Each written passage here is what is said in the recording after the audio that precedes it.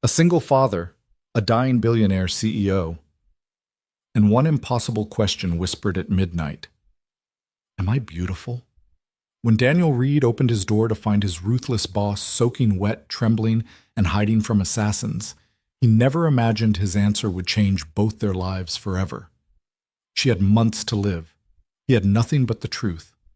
Watch until the very end to discover how one question saved two broken souls. Drop a comment with your city. Let me see how far this story travels across the world. The rain came down like punishment. It hammered against the windows of Daniel Reed's third-floor apartment with a ferocity that made the old building groan. Lightning cracked across the Chicago skyline, illuminating the modest living room in harsh white flashes before plunging everything back into darkness. Daniel sat at the kitchen table, his laptop casting a pale glow across his exhausted face. Spreadsheets, always spreadsheets. The numbers blurred together after 14 hours of staring at them, but he couldn't stop. Not yet. The quarterly report was due Monday morning, and Alexandra Vale didn't accept excuses. He rubbed his eyes and glanced at the clock on the microwave. 11:47 p.m. Down the narrow hallway, his 6-year-old daughter Emma slept in her small bedroom, surrounded by stuffed animals and glow-in-the-dark stars stuck to the ceiling. She'd been afraid of thunderstorms since her mother left 3 years ago, just packed a bag one Tuesday afternoon and never came back. But tonight, exhaustion had won. Emma slept through the chaos outside, her breathing soft and steady. Daniel envied her peace. He reached for his coffee mug, found it empty, and sighed. The caffeine had stopped working hours ago anyway. His body ached from sitting too long, and his mind felt like cotton stuffed into a skull 2 sizes too small. Just finish the Henderson analysis, he told himself. Then you can sleep. But sleep felt like a luxury he couldn't afford. Not with rent due next week, not with Emma's school fees climbing every semester, not with his position at Vale Industries hanging by a thread after the latest round of layoffs. Daniel Reed was 34 years old, and most days he felt like 60. He'd been a promising financial analyst once, top of his class at Northwestern, recruited by 3 Fortune 500 companies before graduation. He'd chosen Vale Industries because of their mission, developing affordable cardiac technology that could save millions of lives. He believed in that mission. Still did. But somewhere between the corporate politics, the 18-hour days, and the soul-crushing reality of being a single father with no family support, Daniel had become invisible. Just another face in a sea of cubicles. Just another number on a spreadsheet. The irony wasn't lost on him. Lightning struck close enough to rattle the windows and make the lights flicker. Daniel's laptop screen went dark for a terrifying second before the power stabilized. "Come on," he muttered. "Don't do this to me." The document reappeared. His work was saved. Small mercies. He was reaching for the coffee pot to brew another cup he didn't need when he heard it. Knock, knock, knock. 3 sharp raps against his front door. Daniel froze, the coffee pot suspended in midair. He looked at the clock again. 11:52 p.m. Nobody knocked on doors at midnight in this neighborhood, not unless they were lost, drunk, or dangerous. Knock, knock, knock. More insistent this time. Daniel set down the coffee pot and moved quietly toward the door. His heart rate climbed with each step. He didn't own a gun, couldn't afford one, didn't want one around Emma anyway, but he grabbed an old baseball bat from the closet near the entrance, a relic from his college days. The wood felt solid in his hands. "Who's there?" he called through the door. No answer. Just the rain, the thunder, the howling wind. Daniel pressed his eye to the peephole. What he saw made no sense. A woman stood in the hallway, soaked to the bone, water streaming from her hair and clothes like she'd walked through a river to get here. Her designer coat, probably worth more than Daniel's car, clung to her frame, ruined beyond repair. Her makeup had run in dark streaks down her cheeks, and she was shaking so violently that Daniel could see her tremors through the distorted lens of the peephole. But it was her face that stopped his breath. He knew that face. Everyone at Vale Industries knew that face. It was plastered on magazine covers, business journals, and the massive portrait in the lobby of their corporate headquarters. Alexandra Vale, CEO, billionaire, the most powerful woman in Chicago's corporate world, his boss. His boss was standing outside his apartment at midnight, looking like she'd barely survived a hurricane. Daniel's hand trembled as he undid the chain lock. He twisted the deadbolt, pulled open the door. The wind rushed in first, cold and wet, carrying the scent of rain and something else, something metallic. Fear. He could smell her fear. Alexandra Vale looked up at him with eyes that had seen something terrible. Eyes that were usually sharp as surgical steel, cold and calculating, capable of firing 50 employees before lunch and never losing a second of sleep. Those eyes now held something Daniel had never seen in them. Desperation. "Mr. Reed," she whispered. Her voice cracked on his name. "Ms. Vale?" Daniel stepped back instinctively. "What are you... How did you... Please." The word came out broken, barely audible above the storm. "I didn't know where else to go." She swayed on her feet. Daniel dropped the baseball bat and caught her just before she collapsed, her body falling against his chest like a marionette with severed strings. She was ice cold, her skin almost blue, her lips trembling so hard she couldn't speak. Okay. Daniel half carried her inside, kicking the door shut behind them. "Let's get you warm." He guided her to the couch, the same worn, second-hand couch where Emma liked to watch cartoons on Saturday mornings, and grabbed a blanket from the closet. Alexandra sat there, motionless, staring at nothing while Daniel wrapped the blanket around her shoulders. "I'll get you something hot to drink," he said. "Just stay there. Don't move." She didn't respond. Daniel's hand shook as he put the kettle on. His mind raced through 1,000 questions, each more impossible than the last. How did she know where he lived? Why would someone like Alexandra Vale, worth an estimated $3.2 billion according to last year's Forbes list, come to a cramped apartment in a middle-class neighborhood instead of one of her penthouses, her private doctors, her army of personal assistants? What the hell was going on? The kettle whistled. Daniel made tea, chamomile, the only thing he had that might calm someone down, and brought it to the living room. Alexandra hadn't moved. She sat exactly where he'd left her, the blanket around her shoulders, her eyes fixed on some distant point only she could see. Daniel knelt in front of her, holding out the mug. "Ms. Vale, you need to drink something. You're hypothermic." Her gaze shifted slowly, like she was waking from a dream. For the first time, she truly looked at him. Not through him, the way she looked at employees in the elevator. Not past him, the way she looked at everyone who wasn't worth her time. She looked at him. "Daniel," she said softly. "Your name is Daniel." "Yes, ma'am." "You work in financial analysis, 3rd floor, cubicle near the window." He blinked, surprised. Yes. How did you... I know everyone who works for me." Her voice was steadier now, though still fragile. She reached for the mug, her fingers brushing against his. Her hands were like ice. "I know you've been with the company for 7 years. I know you're raising your daughter alone.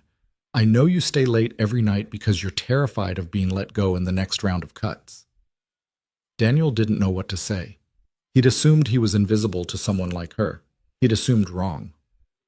Alexandra took a small sip of tea, then another. Some color began returning to her cheeks. "Ms. Vale," Daniel said carefully, "why are you here?" She was quiet for a long moment. The storm raged outside, rain lashing the windows, thunder rolling across the city like the world itself was angry. Then she looked at him with those impossible eyes, green, he realized now, not gray like they appeared in photographs, and asked a question that made no sense. "Am I beautiful?" Daniel stared at her. "What? Am I beautiful, Daniel?" Her voice was barely a whisper. "Tell me the truth. Not what you think I want to hear. Not what an employee should say to his boss. The truth." His mouth opened, closed, opened again. He'd seen Alexandra Vale from a distance countless times, at company meetings, striding across the stage with the confidence of someone who owned the room, because she did. In the elevator, her presence so commanding that everyone else shrank against the walls. On television, giving interviews about Vale Industries' latest breakthrough in cardiac technology. She was striking, elegant, powerful, the kind of woman who made magazine covers look effortless. But beautiful? Beautiful was a human word, and Alexandra Vale had never seemed quite human. Until now. Now, sitting on his second-hand couch with mascara streaming down her face and her billion-dollar armor stripped away, she looked achingly, heartbreakingly human. Vulnerable in a way that made Daniel's chest ache. "Why are you asking me that?" he said quietly. Alexandra's eyes glistened. She looked away, toward the window, toward the storm. "Because I needed to ask someone who would tell me the truth," she said. "And you're the only person I know who isn't trying to take something from me." Before Daniel could respond, her phone rang. The sound was jarring, a sharp, clinical tone that cut through the thunder like a scalpel. Alexandra fumbled for the device, nearly dropping it with her trembling hands. She looked at the screen, and all the color that had returned to her face drained away. "No," she whispered. "No, no, no." She answered the call. "This is Alexandra Vale." Daniel watched her listen, watched her face transform from fear to devastation, watched her grip the phone so hard her knuckles went white.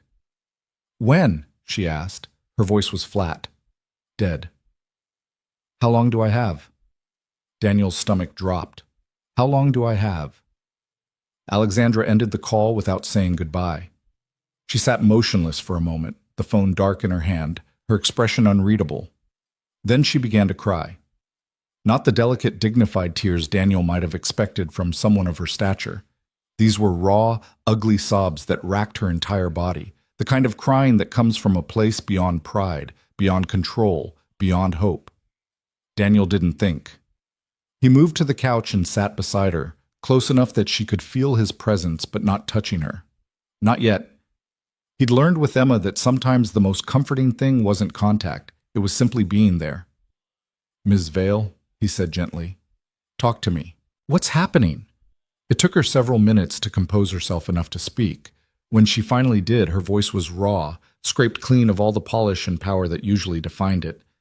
"I'm dying, Daniel." The words hung in the air between them. "What?" "I have a congenital heart defect. I've known about it since I was 16. The doctors said I probably wouldn't live past 30. She laughed bitterly. "I'm 42. I've been living on borrowed time for 12 years, but the bill just came due." Daniel felt the world tilt beneath him. He gripped the arm of the couch to steady himself. "That call was from my cardiologist," Alexandra continued. "My condition has deteriorated rapidly over the past month. He's been trying to reach me all day, but I couldn't answer. I was too afraid." She pressed her hand to her chest as if she could feel her heart failing inside her. "Without intervention, I have maybe 3 months, probably less." "But there must be something they can do," Daniel said. "Surgery, medication. You have access to the best doctors in the world. There is one option." Alexandra's voice was bitter. "An experimental procedure. Dr. Harrison at Northwestern has been developing a new technique using stem cells and artificial tissue scaffolding. It's never been done on a human patient. The risk of death during the procedure is approximately 40%. 40%? And even if I survive, the recovery would take at least 6 months. 6 months where I can't run my company. 6 months where I'm vulnerable. Weak."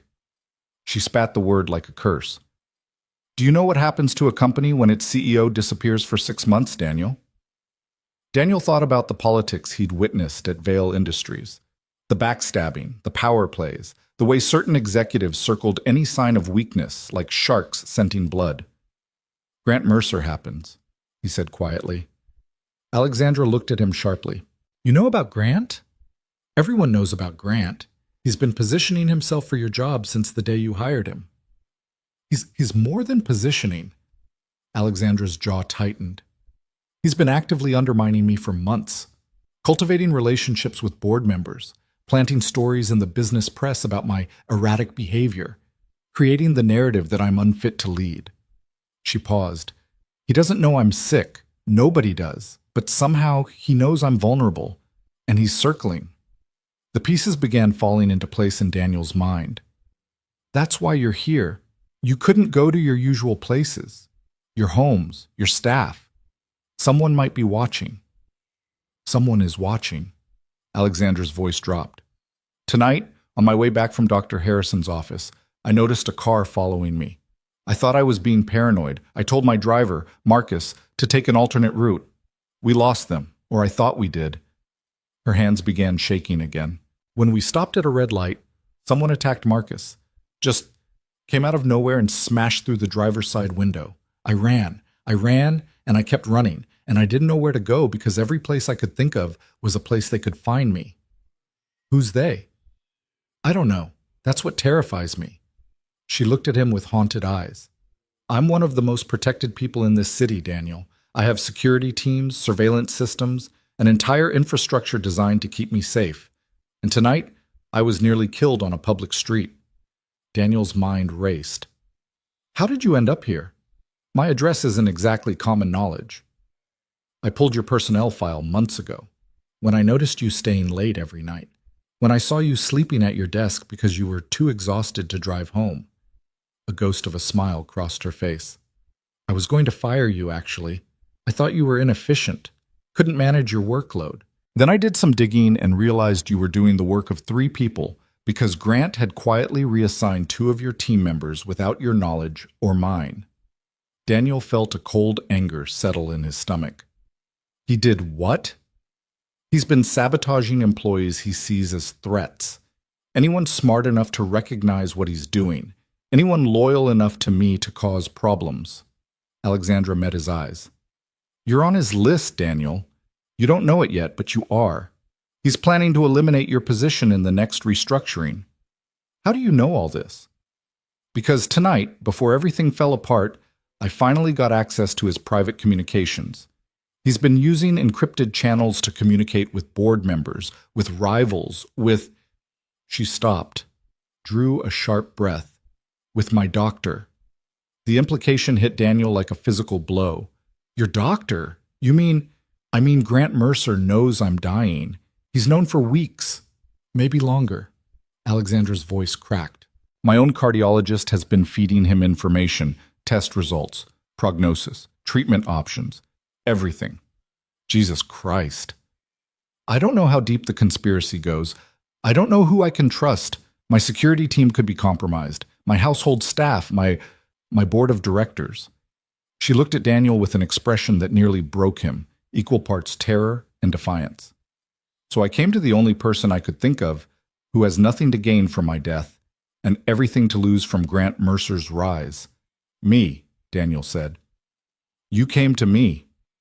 You have a daughter to protect, a job to keep, a life that depends on Vale Industries surviving and thriving.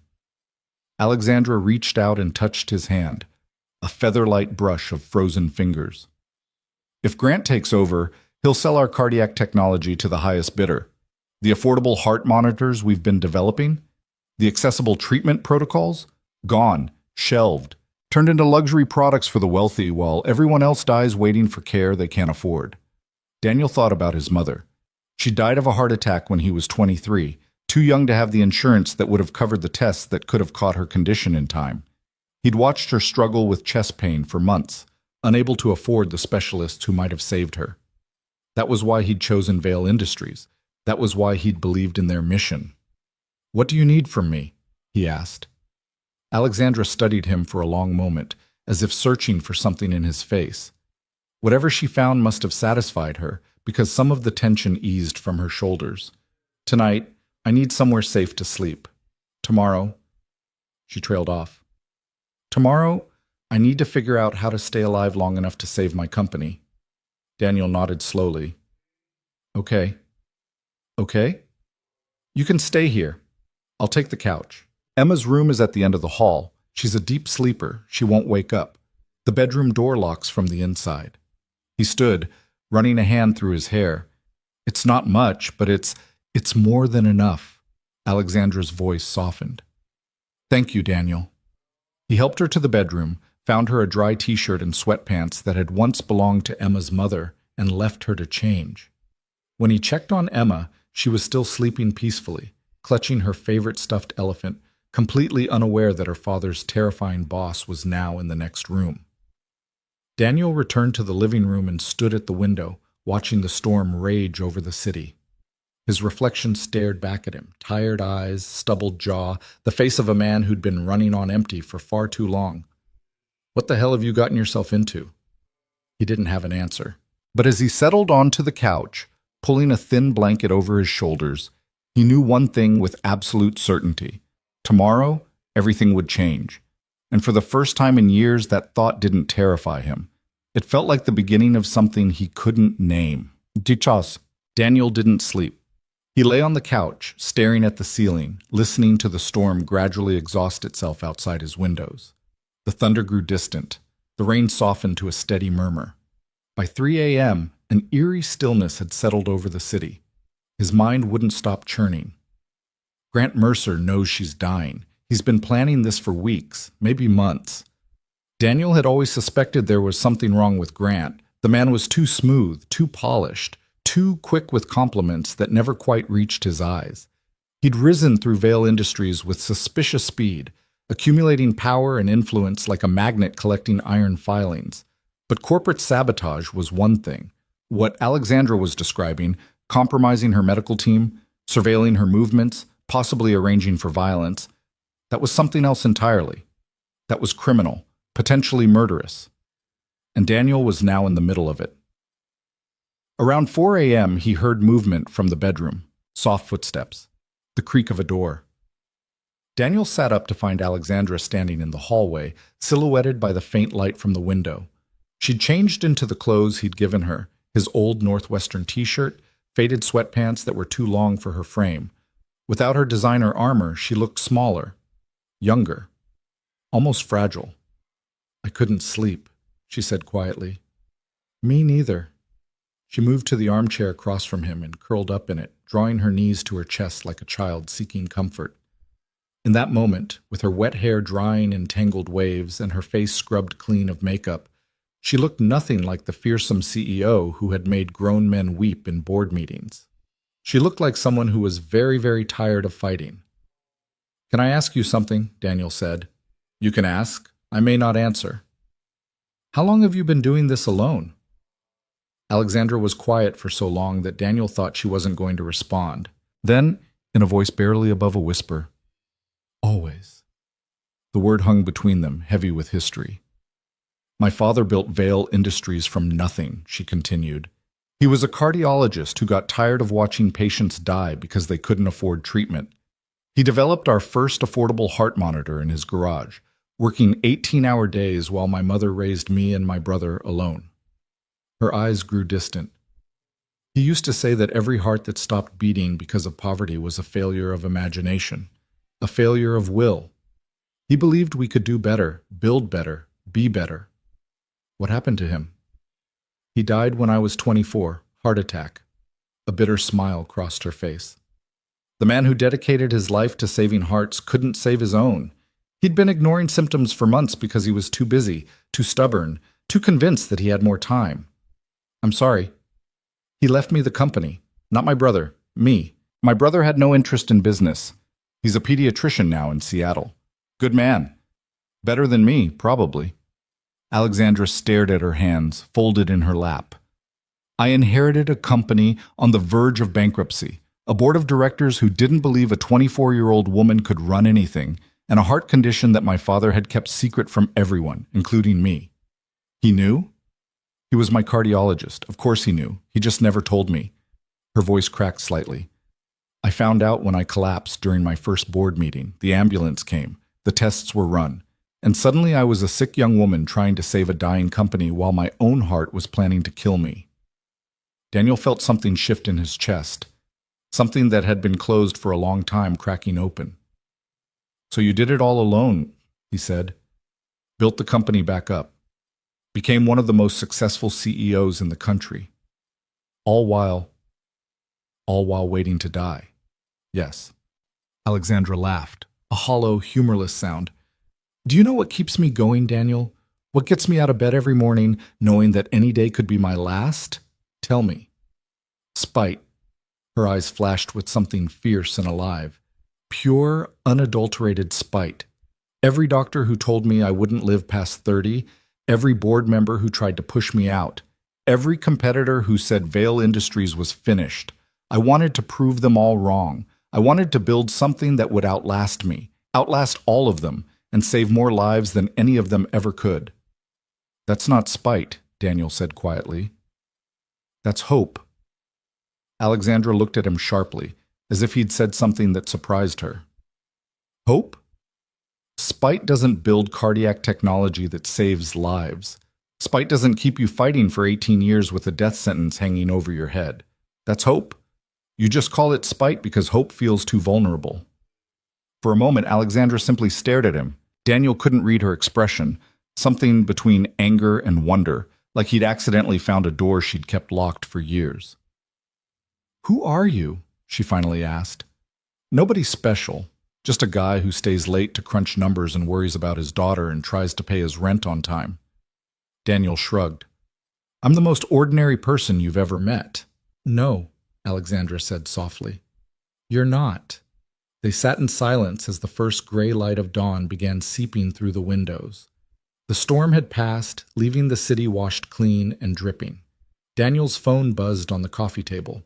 He grabbed it, frowning at the screen. What is it? Alexandra asked. Text from work, emergency all-staff meeting at 10 a.m. He looked up at her. Grant's called it. You're not mentioned anywhere. Alexandra's face hardened. He's making his move. With me missing, he'll try to position himself as interim leadership, claim I've abandoned my responsibilities. Can he do that? The board's been looking for an excuse. If I don't show up, if I can't prove I'm still fit to lead. She stood abruptly, pacing the small living room. I need to get back. I need to be at that meeting. You need to rest, Daniel countered. You almost collapsed 12 hours ago. Your doctor said, my doctor is a traitor who's been feeding information to the man trying to steal my company. Alexandra's voice was sharp enough to cut glass. I don't give a damn what he said. Then think about what makes strategic sense. Daniel rose to face her. You show up to that meeting looking like death warmed over, Grant wins. He'll have the board convinced you're incapable of leading before you even open your mouth. So what do you suggest? Hide here forever while he dismantles everything my father built? I suggest you take 12 hours to recover your strength and build a plan that doesn't involve walking into an ambush. Daniel held her gaze, refusing to back down. You're one of the smartest people in the world, Ms. Vale. Act like it. The silence between them stretched taut as a wire. Then, unexpectedly, Alexandra laughed. A real laugh this time, surprised and almost delighted. Did you just give me a direct order? I gave you advice. What you do with it is your choice. Nobody gives me orders, Daniel. Nobody tells me what to do. Maybe that's part of the problem. She stared at him with an expression he couldn't decipher. Then she sat back down in the armchair, her shoulders relaxing slightly. 12 hours, she said. I'll give you 12 hours. Then I'm going back, ready or not. That's all I'm asking. The bedroom door at the end of the hall creaked open. Small footsteps padded down the hallway, and then Emma appeared, rubbing her eyes sleepily. Her dark hair stood up in wild tangles, and she clutched her stuffed elephant by one ear. Daddy, who's that lady? Daniel's heart clenched. He'd hoped to have this conversation later, after coffee, after figuring out what to tell his daughter about the stranger sleeping in their apartment. But Emma had her mother's timing, always appearing at the exact moment when things were most complicated. Hey, sweetheart. Daniel crossed to her and knelt down to her level. This is a friend from Daddy's work. She needed a place to stay because of the big storm last night. Emma peered around him at Alexandra with the unfiltered curiosity only children possess. She looked sad. Daniel felt Alexandra stiffen behind him. He glanced back, expecting anger, but what he saw instead made his chest ache. Alexandra was looking at Emma with an expression of profound vulnerability, like a window had opened into something she kept carefully hidden. I am a little sad, Alexandra said softly, but your daddy is helping me feel better. Emma considered this with the grave seriousness of a 6-year-old evaluating important information. Would you like to meet Eleanor? Eleanor? Emma held up her stuffed elephant. She's very good at making people not sad. She sleeps with me every night and keeps the bad dreams away. Alexandra's eyes glistened. She swallowed hard, composing herself. I would be honored to meet Eleanor. Emma crossed the room with the fearless confidence of childhood and placed the worn elephant carefully in Alexandra's lap. You can borrow her, but just for today, because I need her tonight. Thank you, Emma. Alexandra's voice was thick. That's very kind of you. Daniel watched the exchange with a lump in his throat.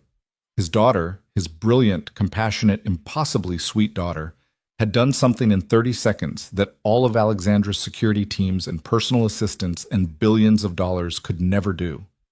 She'd made the most powerful woman in Chicago feel safe. Okay, baby girl, Daniel said, clearing his throat.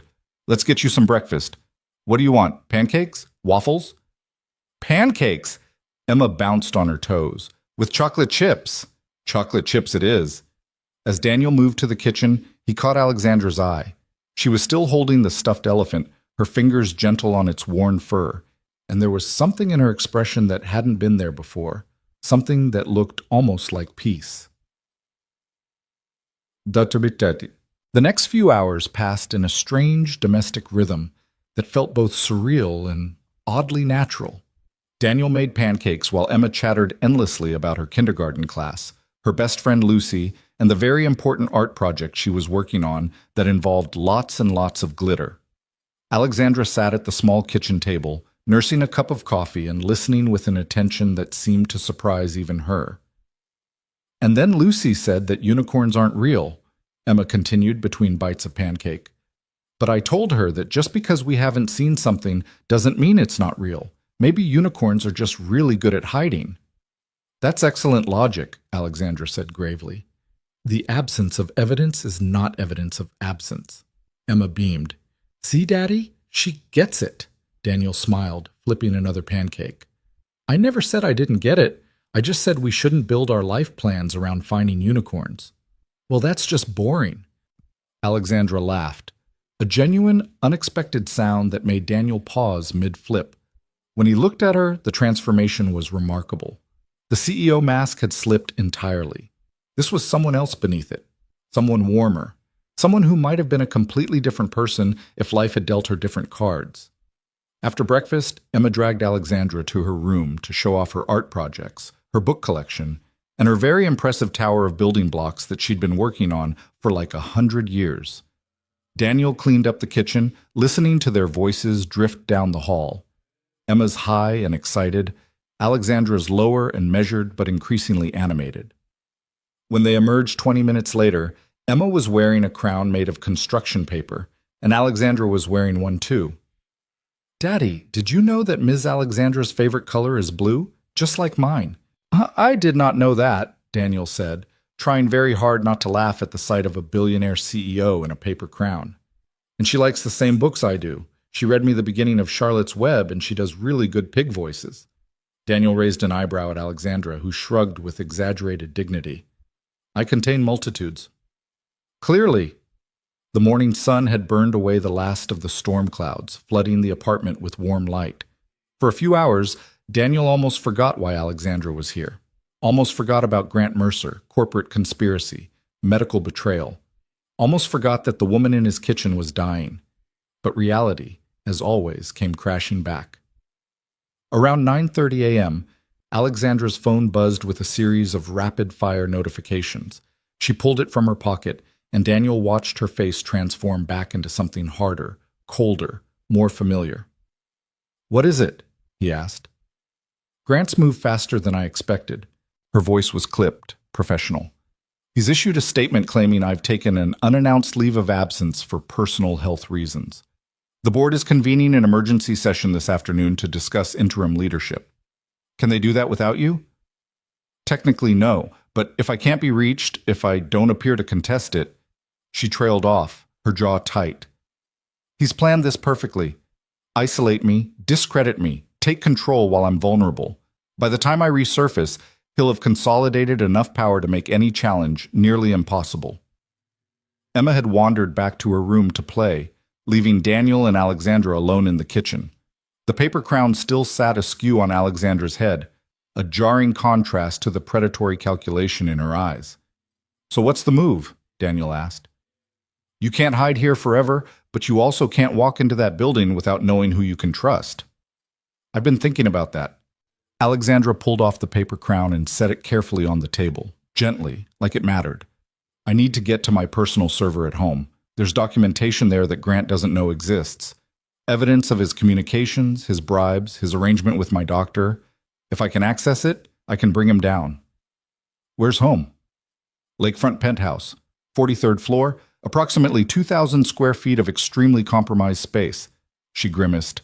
If Grant has people watching it, I'll be walking into a trap. Daniel thought for a moment. What if you don't go in through the front door? Meaning I've seen enough movies to know that buildings like yours have service entrances, maintenance access, emergency stairs, ways in that nobody watches because nobody thinks to watch them. He met her eyes. What if we find another way in? Alexandra studied him with new interest. We? You think I'm letting you do this alone? Daniel, this isn't your fight. You have Emma to think about. If something happens to you, Grant Mercer takes over your company and destroys everything it stands for. My mother died because she couldn't afford a cardiologist. Your technology could have saved her. Daniel's voice roughened. Emma's grandmother could still be alive if Vale Industries had gotten there 10 years earlier. So yeah, Ms. Vale, it is my fight. Alexandra was silent for a long moment. When she spoke, her voice was softer than he'd ever heard it. You really believe in this company, in what we're trying to do. I believe in what it could be, what you're trying to make it. Most people think I'm a heartless corporate raider who got lucky with my daddy's company. Most people are idiots. A surprised laugh escaped her. Fair enough. They spent the next hour planning. Alexandra drew diagrams of her building from memory, entry points, security protocols, areas where coverage was weak. Daniel contributed what he knew about corporate security systems from his years of working in the industry. Together, they identified a potential route, a service elevator in the building's underground parking garage that connected directly to a maintenance corridor near the penthouse. It's still risky, Alexandra admitted. If anyone's watching the garage, then we need a distraction. Daniel pulled up a news app on his phone. What if Grant thinks he knows where you are? Somewhere far from here. Somewhere that would pull his attention away from the penthouse. Like where? Daniel scrolled through the morning headlines, searching for something, anything that might work. Then he found it. There's a medical conference in St. Louis this weekend. Dr. Harrison, your cardiologist at Northwestern, is presenting. What if word got out that you were seen boarding a flight there? Alexandra's eyes narrowed thoughtfully. You want to plant false information. Make them think I'm running to my doctor for answers. It would buy us time.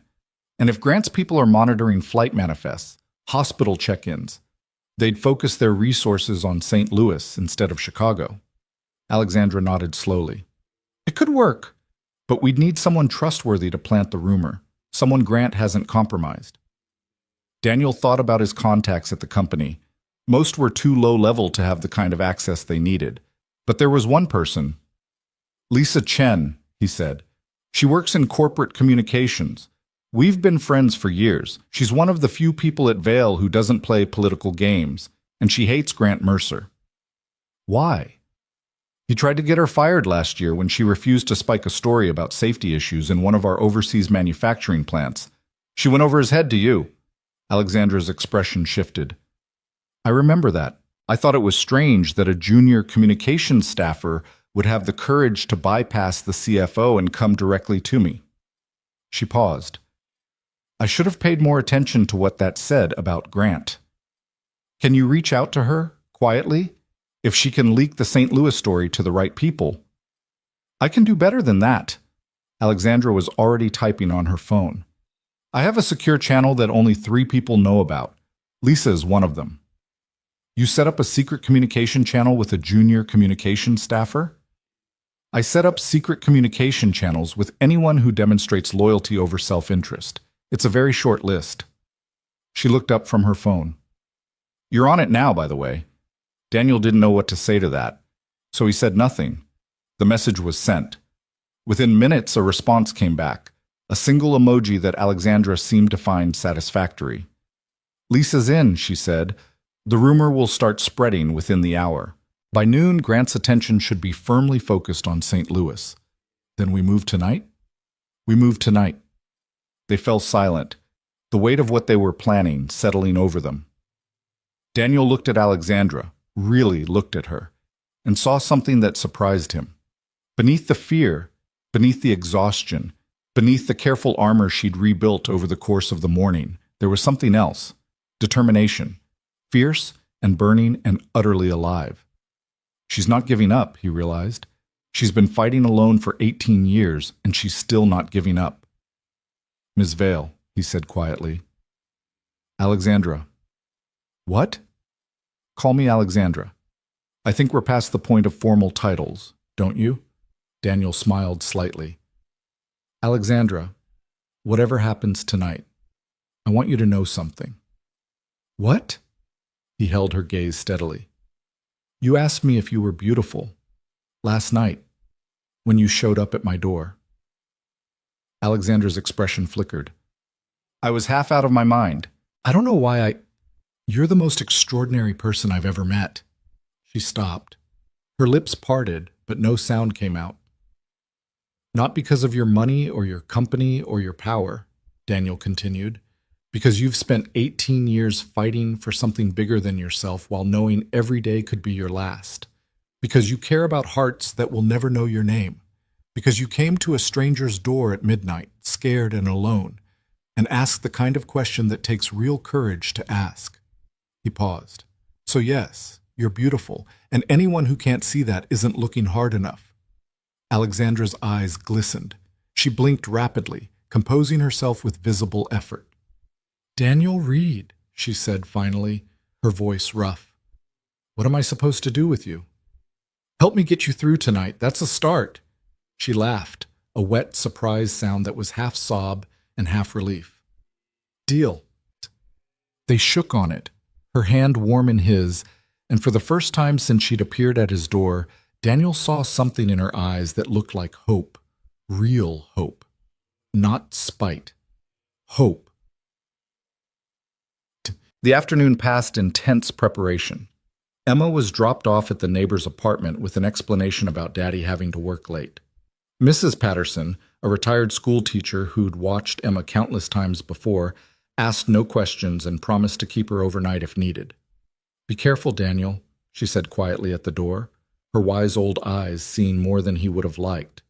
Whatever you're into, I'm always careful, Mrs. P. That's what worries me. Back at the apartment, Alexandra had transformed. She'd borrowed more of his clothes, jeans, a dark hoodie, sneakers that were slightly too big, and pulled her hair back into a practical ponytail. Without makeup, without her designer wardrobe, she looked like any other woman in her early 40s. Anonymous. Unremarkable. It was perfect. The car I'm thinking of is parked 3 blocks away, Daniel explained as they went over the plan one more time. It's my neighbor's. He's out of town for a week, but he always leaves a spare key under the wheel, well, because he locks himself out constantly. We're stealing a car? Borrowing. We'll have it back before he knows it's gone. Alexandra raised an eyebrow. I'm learning all kinds of new things about you today, Daniel. Desperate times. By 8 p.m., they were ready. Daniel checked his phone one last time. Lisa's update confirmed that the St. Louis rumor was spreading exactly as planned. Grant's security team had been spotted mobilizing toward O'Hare, clearly preparing to intercept Alexandra at the airport. The deception was working. Ready? Daniel asked. Alexandra pulled up the hood of the borrowed sweatshirt, shadowing her face. In the dim light of the apartment, she looked almost like a different person. Someone harder. Someone ready for battle. Ready! They slipped out into the night. To be continued?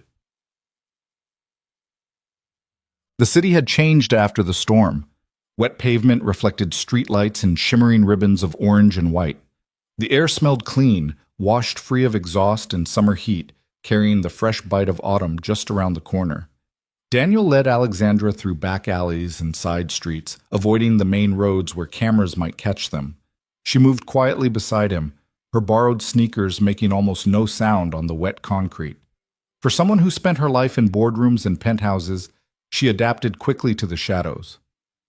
You've done this before, Daniel observed quietly, sneaking around, staying hidden. My father wasn't always a successful businessman, Alexandra replied. When I was young, before Vale Industries took off, We lived in a neighborhood where you learned to watch your back, where you knew which streets to avoid after dark. She glanced at him. Money changes your circumstances. It doesn't erase what you learned growing up. They reached Mr. Henderson's car, a nondescript gray Honda that blended into the urban landscape like camouflage. Daniel found the key exactly where expected and slid into the driver's seat. Alexandra took the passenger side, adjusting the seat to accommodate her shorter frame. "Lakefront Drive," she said, "then south on Michigan. I'll direct you from there." The drive was tense and silent. Daniel kept checking the mirrors for any sign of pursuit, but the streets behind them stayed empty. Whatever resources Grant had mobilized, they were focused elsewhere. Thank God for misdirection. Alexandra's penthouse building rose against the night sky like a monument to wealth and power. Glass and steel, 45 stories of luxury living that probably cost more per square foot than Daniel's entire apartment building was worth. The main entrance blazed with light, doormen visible through the grand lobby windows. "There," Alexandra said, pointing to a parking garage entrance half a block down. "Service access. It requires a key card, but—" "You have one?" She produced a card from her pocket. "Emergency backup. I keep it in a separate location precisely for situations like this." Daniel pulled the Honda into the garage entrance. The card beeped, the gate rose, and they descended into the concrete depths beneath the building. The underground parking garage was a maze of luxury vehicles and support columns. Daniel navigated carefully, following Alexandra's whispered directions until they reached a far corner, dimly lit, away from the main traffic areas. "Service elevator is through that door," Alexandra said, indicating a plain metal door marked "Maintenance Only." "It connects to a corridor that runs behind the residential floors. From there, we can access my penthouse through a hidden entrance in the back of my closet." "Oh, you have a secret entrance in your closet?" "I'm a 42-year-old woman with a terminal heart condition running a billion-dollar company in a world full of people who want me dead. Yes, Daniel, I have a secret entrance in my closet." "Fair point." They moved quickly and quietly. The maintenance corridor was exactly as Alexandra had described: narrow, utilitarian, lined with electrical panels and building infrastructure. Emergency lighting cast everything in a dim red glow. "How often do you use this route?" Daniel whispered. "I've done drills, planned for emergencies, but this is the first time I've actually needed it." Alexandra's voice was tight. "I always thought I was being paranoid." "Paranoid people live longer." They climbed stairs, navigated through unmarked doors, and finally emerged into a narrow passage that Alexandra identified as running behind the penthouse's master bedroom. She pressed her palm to a hidden panel, and a section of wall clicked open. "Stay here," she whispered. "Let me make sure it's clear." Before Daniel could object, she'd slipped through the hidden door and disappeared. The seconds stretched into eternity. Daniel counted his heartbeats, too fast, too loud, and strained his ears for any sound from beyond the wall. Footsteps, voices, anything that might indicate they'd walked into a trap. Nothing. Then Alexandra reappeared, her face pale in the dim light. "It's clear, but someone's been here. My study, they've gone through everything." They emerged into the penthouse. Daniel had seen photos of luxury apartments in magazines, but nothing had prepared him for the reality of Alexandra's home. Floor-to-ceiling windows overlooking Lake Michigan. Hardwood floors that gleamed even in the darkness. Art on the walls that probably cost more than his annual salary. But Alexandra wasn't paying attention to any of it. She moved with focused intensity toward a room at the end of the hall. Her study, apparently. Daniel followed. The study had been ransacked. Books pulled from shelves. Drawers emptied onto the floor. A beautiful antique desk covered with scattered papers. Whoever had searched this room had been thorough and utterly without regard for what they destroyed. "My files," Alexandra said, kneeling beside an open filing cabinet. "They took my physical copies, but they didn't find—" She reached behind the cabinet, fingers searching for something. "Yes, still here." She pulled out a small device, a portable hard drive, no bigger than a credit card. "What is that?" Daniel asked. "Insurance." Alexandra clutched the drive like a lifeline. "Everything I've gathered on Grant over the past year, encrypted communications, financial records, the arrangement with my doctor, all of it." "Why didn't they find it?" "Because I learned a long time ago that the best hiding places are the obvious ones people overlook. She stood, slipping the drive into her pocket. Now we need to... A sound from the other room. Movement. Footsteps. They weren't alone. Daniel grabbed Alexandra's arm, pulling her behind the desk just as the study door swung open. From his position crouched on the floor, he could only see a pair of expensive leather shoes entering the room. Then a voice, smooth, confident, utterly familiar. "I knew you'd come back, Alexandra. You're too stubborn to stay hidden for long." Grant Mercer. Daniel felt Alexandra tense beside him. Her hand found his, gripping tight. "Come out," Grant called. "I know you're here. My people tracked your car the moment it entered the garage." He laughed softly. "The St. Louis Gambit was clever, I'll admit. Bought you a few hours. But you can't outsmart me, Alexandra. You never could." Silence. "I'm not here to hurt you," Grant continued. "Quite the opposite, actually. I'm here to offer you a way out. A dignified exit. You step down quietly, spend your remaining months in comfort, and I ensure your legacy remains intact. The alternative," his voice hardened. "The alternative is much less pleasant." Daniel's mind raced. They were trapped. Grant was between them and the exit. Even if they could reach the hidden passage, Grant's people were surely monitoring the building now. But then Alexandra did something that surprised him. She stood up. "Grant!" Her voice was ice, cold and sharp and absolutely fearless. "You know what I find most pathetic about you?" Grant's expression flickered, surprised that she'd revealed herself so readily. "Enlighten me." "You've spent years planning this, years positioning yourself, cultivating allies, undermining my authority. You've bribed my doctor, compromised my security, probably spent millions on corporate espionage." Alexandra stepped out from behind the desk, positioning herself between Grant and Daniel's hiding spot. "And with all that planning, all that scheming, you still needed me to be dying before you had the courage to make your move." Grant's jaw tightened. "Be careful, Alexandra." "Why? Because I'm frightening you?" She laughed, a cold, dangerous sound. "You've never had the guts to face me directly. You work in shadows, whispers, manipulation, because you know that in a fair fight, you'd lose. There are no fair fights in business. No, there aren't, which is why I've spent the last year building a file on every dirty deal you've ever made." Alexandra's voice cut like a blade. "Did you think I didn't notice, Grant? The off-book payments, the communications with our competitors, the bribes to board members? I have it all. Every transaction, every email, every recorded phone call." For the first time, something like fear flickered in Grant's eyes. "You're bluffing." "Am I?" Alexandra pulled the small drive from her pocket. "This contains enough evidence to put you in prison for the next 20 years. Securities fraud, corporate espionage, conspiracy to commit assault.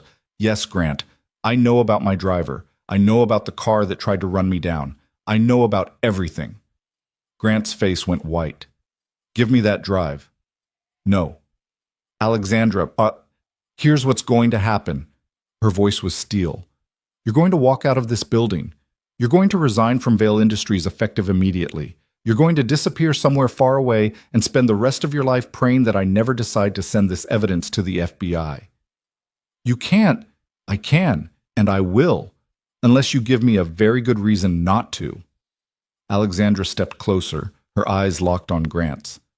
"You wanted to know if I'm beautiful, Grant? If I'm still worth something? Here's your answer. I am the most dangerous enemy you will ever make. And right now, I'm giving you one chance to walk away. Take it." The silence in the room was absolute.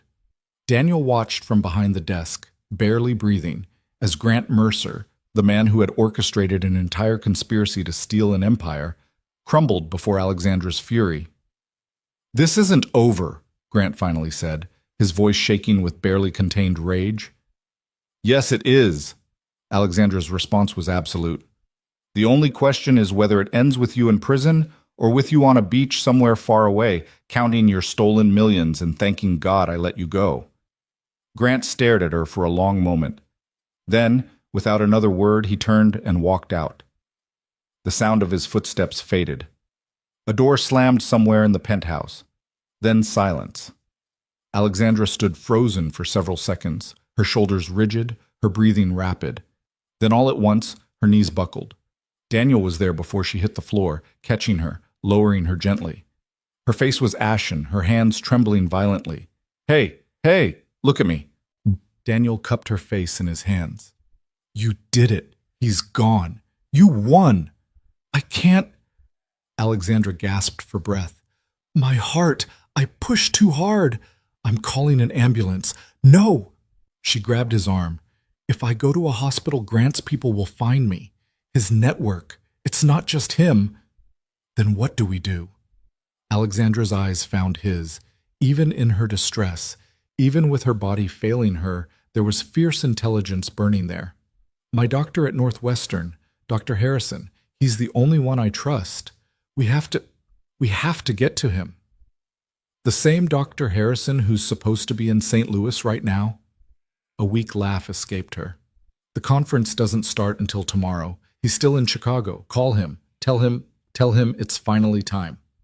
Daniel found her phone, scrolled through contacts until he found the name. His hand shook as he dialed. Dr. Harrison, this is Daniel Reed. I'm with Alexandra Vale. She's in cardiac distress.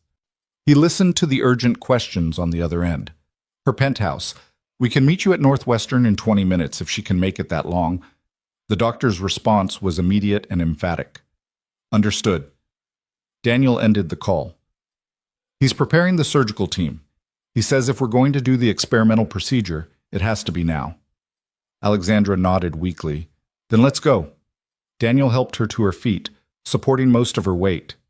She leaned against him heavily, her breath coming in short, painful gasps. Daniel, she whispered, save your strength. No, listen. Her hand found his chest, pressing against his heart. If I don't make it, you're going to make it. If I don't, she repeated firmly, the company goes to you. The board won't know what to do without a clear leader. Grant will try again, but you... Her eyes searched his face. You understand. You believe in what we're trying to build. Promise me you'll fight for it. Alexandra, promise me. Daniel swallowed hard. I promise. She smiled, faint and fragile and beautiful in a way that broke his heart. Then let's go save my life. Together, they moved toward the door, toward the future, toward whatever came next. The night was far from over, but Daniel Reed had made a promise, and he intended to keep it. The elevator doors opened onto a nightmare of fluorescent lights and urgent voices. Daniel half-carried Alexandra through the emergency entrance of Northwestern Memorial Hospital, her body growing heavier against his with every step. Her breathing had become shallow and irregular during the drive, her skin taking on a grayish pallor that terrified him more than anything Grant Mercer could ever do. I need help, Daniel shouted into the sterile chaos. Someone help me! A team materialized around them, nurses in scrubs, orderlies with a gurney, and then a man Daniel recognized from the framed photographs in Alexandra's study. Dr. Harrison was younger than Daniel had expected, maybe early 50s, with silver-streaked hair and the kind of calm intensity that came from years of holding lives in his hands. Get her on the gurney, Dr. Harrison ordered. BP? Dropping, a nurse responded. 90/60 and falling. Prep or 3. Call the surgical team. Everyone on the list. We're doing this now. Daniel found himself pushed aside as the medical team surrounded Alexandra. He watched helplessly as they connected monitors, started IV lines, and began wheeling her toward the operating rooms. The beeping of machines created a symphony of urgency that made his chest tight. Wait! Alexandra's voice was barely audible, but it stopped everyone. Her hand reached out, searching. Daniel? He pushed through the medical staff and took her hand. Her fingers were ice cold, her grip surprisingly strong. Stay, she whispered. Please. I need to know someone's out there who... Her voice cracked. Who actually cares if I wake up? Daniel squeezed her hand, leaning close so only she could hear. I'll be right here when you open your eyes. I promise. A ghost of a smile crossed her face. Then Dr. Harrison gently but firmly separated their hands, and the gurney disappeared through the double doors marked Surgical Suite, authorized personnel only. The doors swung shut with a soft whoosh, and Daniel was alone. He stood in the empty corridor, the adrenaline that had carried him through the past hours finally beginning to ebb. His legs felt weak. His hands were shaking. The fluorescent lights buzzed overhead with an indifferent hum that seemed to mock the gravity of what was happening behind those doors. A 40% chance of death. Those were the odds Alexandra had quoted. Less than a coin flip. Less than drawing a winning card from a deck. Somewhere behind those sterile walls, a team of surgeons was attempting something that had never been done on a human patient, and the woman who had walked into his life less than 24 hours ago might never walk out of this hospital. Daniel found a plastic chair against the wall and collapsed into it. He should call someone. Emma, to make sure she was okay. Mrs. Patterson, to explain he wouldn't be home tonight. His supervisor at Vale Industries, but no, that would raise too many questions. Questions he couldn't answer without exposing everything. Instead, he sat in the empty corridor and watched the clock on the wall tick away the minutes.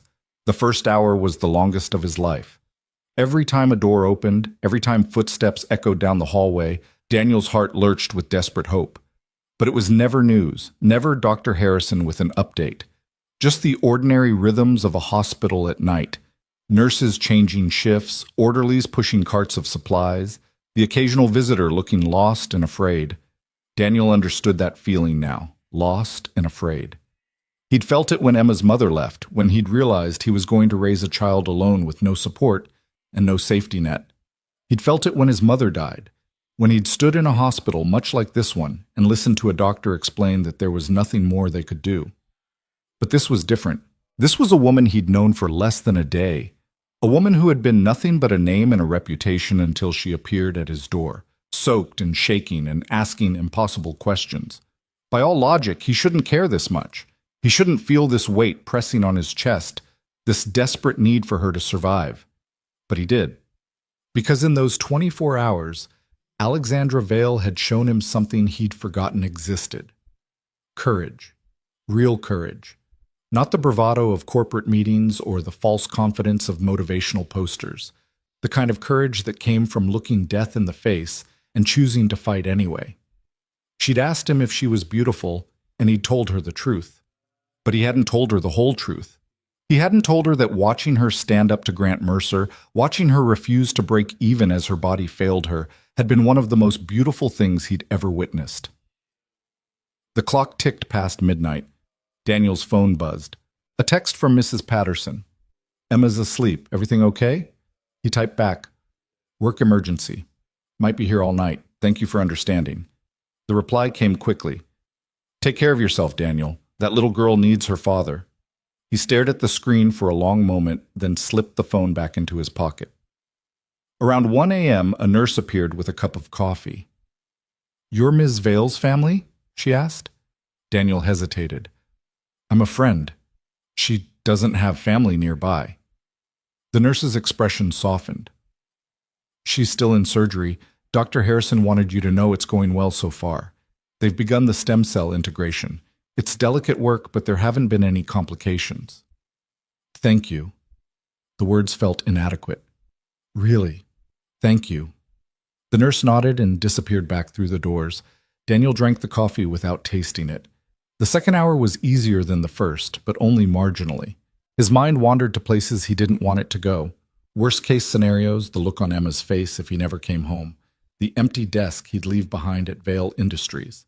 He forced himself to focus on practicalities instead. If Alexandra survived, everything would change. She had evidence that could destroy Grant Mercer. She had the will to fight. But she would also need time to recover. 6 months, she'd said. 6 months where the company would be vulnerable, unless someone stepped up, unless someone she trusted was there to hold things together. The company goes to you. She'd said that in her penthouse, when she thought she might not make it. Daniel had dismissed it as delirium, the desperate words of a dying woman. But Alexandra Vale didn't say things she didn't mean. Even when her heart was failing, her mind had been crystal clear.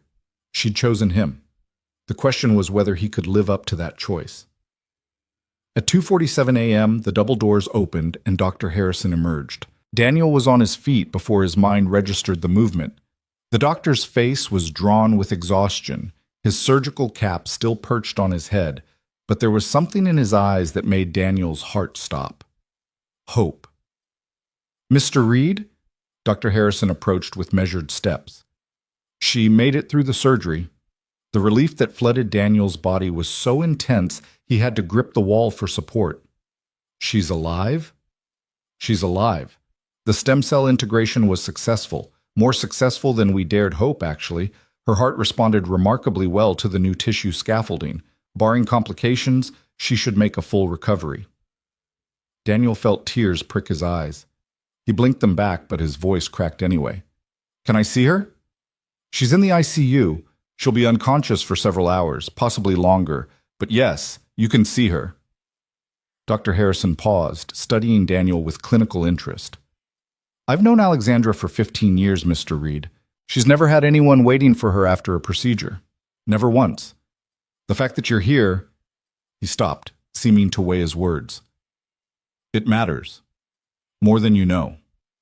Daniel followed the doctor through a maze of corridors to the intensive care unit.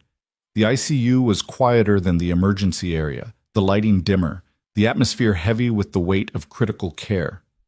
Machines hummed and beeped in soft rhythms, their displays flickering with the vital signs of patients clinging to life. Alexandra's room was at the end of the hall. Daniel paused at the doorway, his breath catching in his throat. She looked smaller in the hospital bed, surrounded by monitors and IV lines and the technological apparatus of modern medicine. Her face was peaceful in sleep, the fierce intelligence temporarily subdued. A ventilator tube ran from her mouth, and electrodes dotted her chest beneath the pale hospital gown. But she was alive. Daniel pulled a chair to her bedside and sat down. After a moment's hesitation, he reached out and took her hand, careful to avoid the IV line taped to her wrist. "You did it," he said softly. "You made it through." No response, of course. Just the steady beep of the heart monitor, the soft hiss of the ventilator, the quiet proof that Alexandra Vale was still fighting. Daniel leaned back in his chair, still holding her hand. "When you wake up," he continued, "we're going to have a very long conversation about what happens next. About Grant. About the company. About—" He paused, searching for words. "About whatever this is. You and me. Because I don't know what this is. But I know it's something. Something I didn't expect. Something I'm not sure I was ready for." He fell silent, watching the gentle rise and fall of her chest. "You asked me if you were beautiful. I gave you an answer, but I don't think you believed me. So when you wake up, I'm going to tell you again and again, until you believe it." Daniel's voice roughened. "Because you are, Alexandra. You're the most extraordinary person I've ever met, and I'm not letting you go now that I've found you." The machines continued their steady rhythms. Daniel stayed at her side. And outside the hospital windows, the first light of dawn began to touch the Chicago skyline. The night was finally over, but their story was just beginning. Alexandra Vale opened her eyes 3 days later. The first thing she saw was ceiling tiles, white, sterile, unfamiliar. The second thing she noticed was the tube in her throat, the weight of it uncomfortable and strange. And the third thing, the thing that made her eyes fill with unexpected tears, was Daniel Reed, asleep in a chair beside her bed, his hand still loosely holding hers. She tried to speak, but the ventilator prevented it. The effort triggered an alarm on one of the monitors, and within seconds, a nurse appeared. "Ms. Vale, you're awake. That's wonderful. Try not to move too much. We're going to remove the breathing tube now. Just relax and let us work." The process was uncomfortable, but mercifully brief. As the tube slid free, Alexandra took her first unassisted breath in 3 days, the air rasping painfully in her throat. "Daniel," she managed, her voice barely a croak.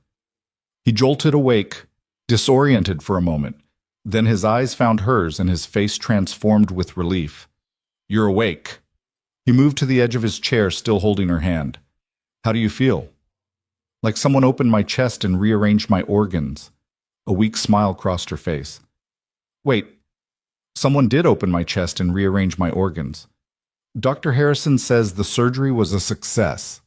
Better than expected. Your heart is responding incredibly well to the treatment." Alexandra processed this information, the reality of it slowly sinking in.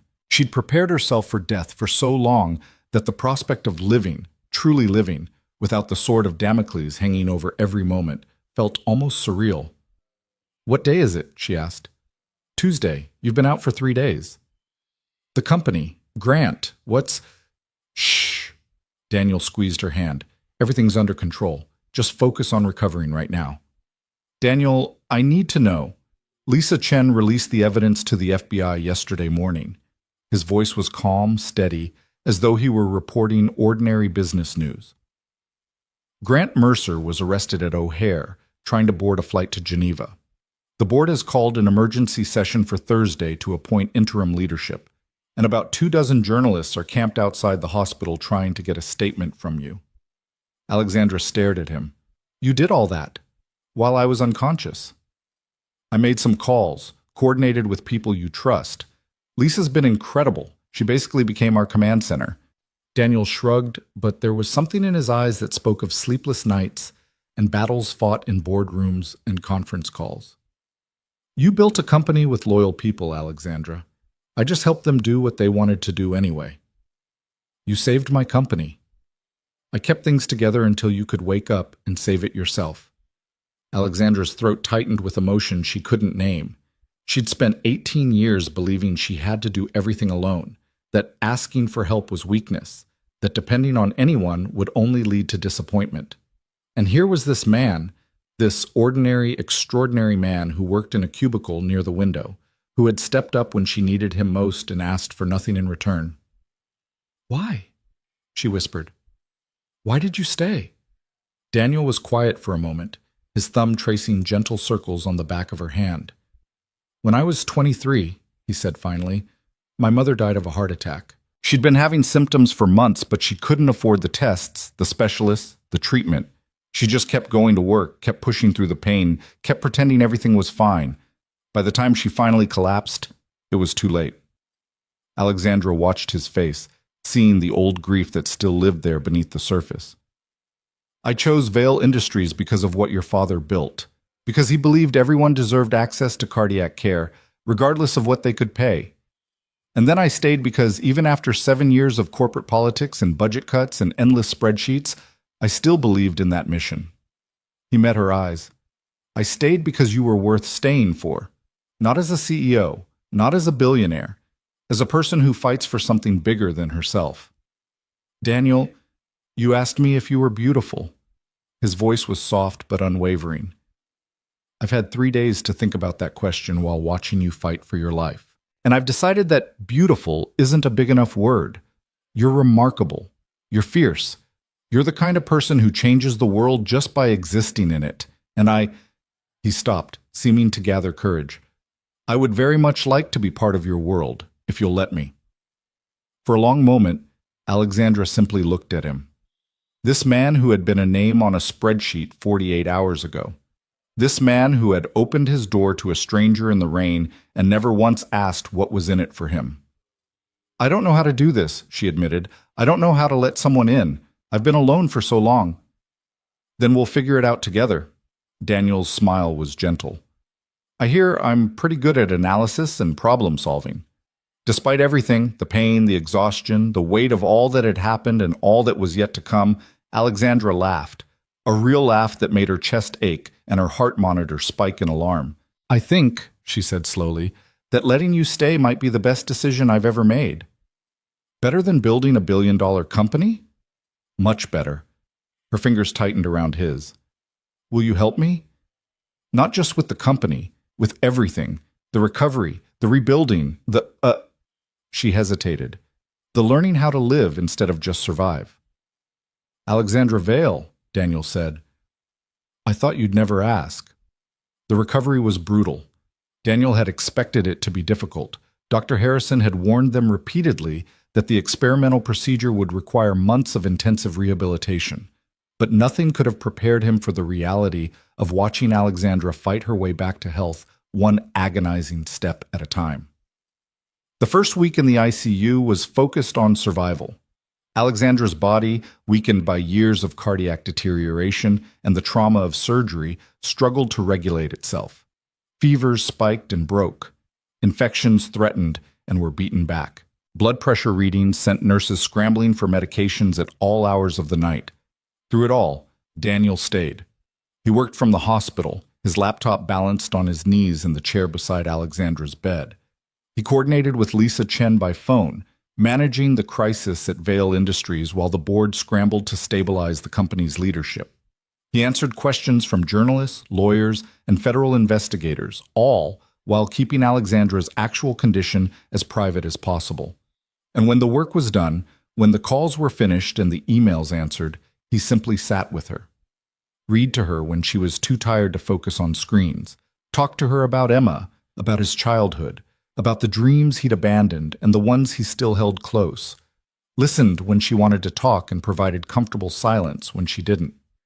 Mrs. Patterson had agreed to extended Emma-sitting duties, understanding that whatever Daniel was dealing with was more than a simple work emergency. On the fourth day, he finally brought Emma to the hospital for a brief visit. "Daddy, why is the lady from the storm in a hospital bed?" Emma asked, her small face scrunched with concern. "She had a problem with her heart, sweetheart. The doctors fixed it, but now she needs to rest and get better." Emma considered this with the gravity of a 6-year-old philosopher. Then she marched to Alexandra's bedside, reached into her pocket, and produced a somewhat crumpled piece of paper. "I made you a picture," Emma announced. "It's a rainbow. Rainbows come after storms, and Daddy said you were in a big storm, so I thought you might need one." Alexandra looked at the child's drawing, bright crayon strokes forming an exuberant arc of colors over what appeared to be a house with 2 figures standing in front of it. "Is that your house?" Alexandra asked, her voice still rough from the ventilator. "That's our apartment. And that's me and Daddy. And that's you." Emma pointed to a third figure that Alexandra hadn't noticed, slightly taller than the child figure, with what might have been long hair. "I'm in the picture?" "Well, yeah. You live with us now, don't you?" Daniel started to correct her, to explain that Alexandra had only stayed one night, and it wasn't really living with them, but something in Alexandra's expression stopped him. A vulnerability he was learning to recognize. A hunger for something she'd never allowed herself to want. "Maybe someday, Emma," Alexandra said softly, "if your daddy says it's okay." Emma turned to Daniel with expectant eyes. "Daddy? Can she?" Daniel looked at Alexandra, this woman who had turned his world upside down in less than a week, who had shown him that power and vulnerability weren't opposites, who had trusted him with her life and her legacy. "We'll see, baby girl," he said. "We'll see." The second week brought progress. Alexandra was moved from the ICU to a private recovery suite, which Dr. Harrison had arranged with extra security to keep the media and any remaining threats at bay. The feeding tube came out. The worst of the pain began to fade, and slowly, carefully, the work of rebuilding began. The board of Vale Industries, after 3 days of contentious meetings, voted to appoint Daniel Reed as interim CEO. When he told Alexandra, she simply smiled. "I know. You know. How could you know? I only found out an hour ago. Because I made some calls of my own, asked some trusted board members to support the decision." She reached for his hand from her hospital bed. "You earned it, Daniel. Not because of me, because of how you handled everything while I was unconscious. Lisa told me about the press conferences, the FBI coordination, the way you kept the company from imploding. You did that. Not as someone acting on my behalf, as a leader in your own right. I'm a financial analyst. I sit in a cubicle near the window. You were a financial analyst. Now you're the man who's going to run my company until I'm ready to take it back." Her eyes sparkled with something that might have been pride. "Think you can handle it?" Daniel shook his head slowly. "I have no idea, but I'm willing to try. That's all any of us can do." The weeks that followed blurred together into a rhythm of recovery and rebuilding. Alexandra's body grew stronger day by day, first sitting up unassisted, then standing with support, then taking her first trembling steps down the hospital corridor. Each milestone was celebrated with quiet joy and followed immediately by the next challenge. Meanwhile, Daniel threw himself into the work of stabilizing Vale Industries. The company had been shaken by Grant Mercer's arrest, by the revelations of his corruption, by the suddenly uncertain future of their leadership.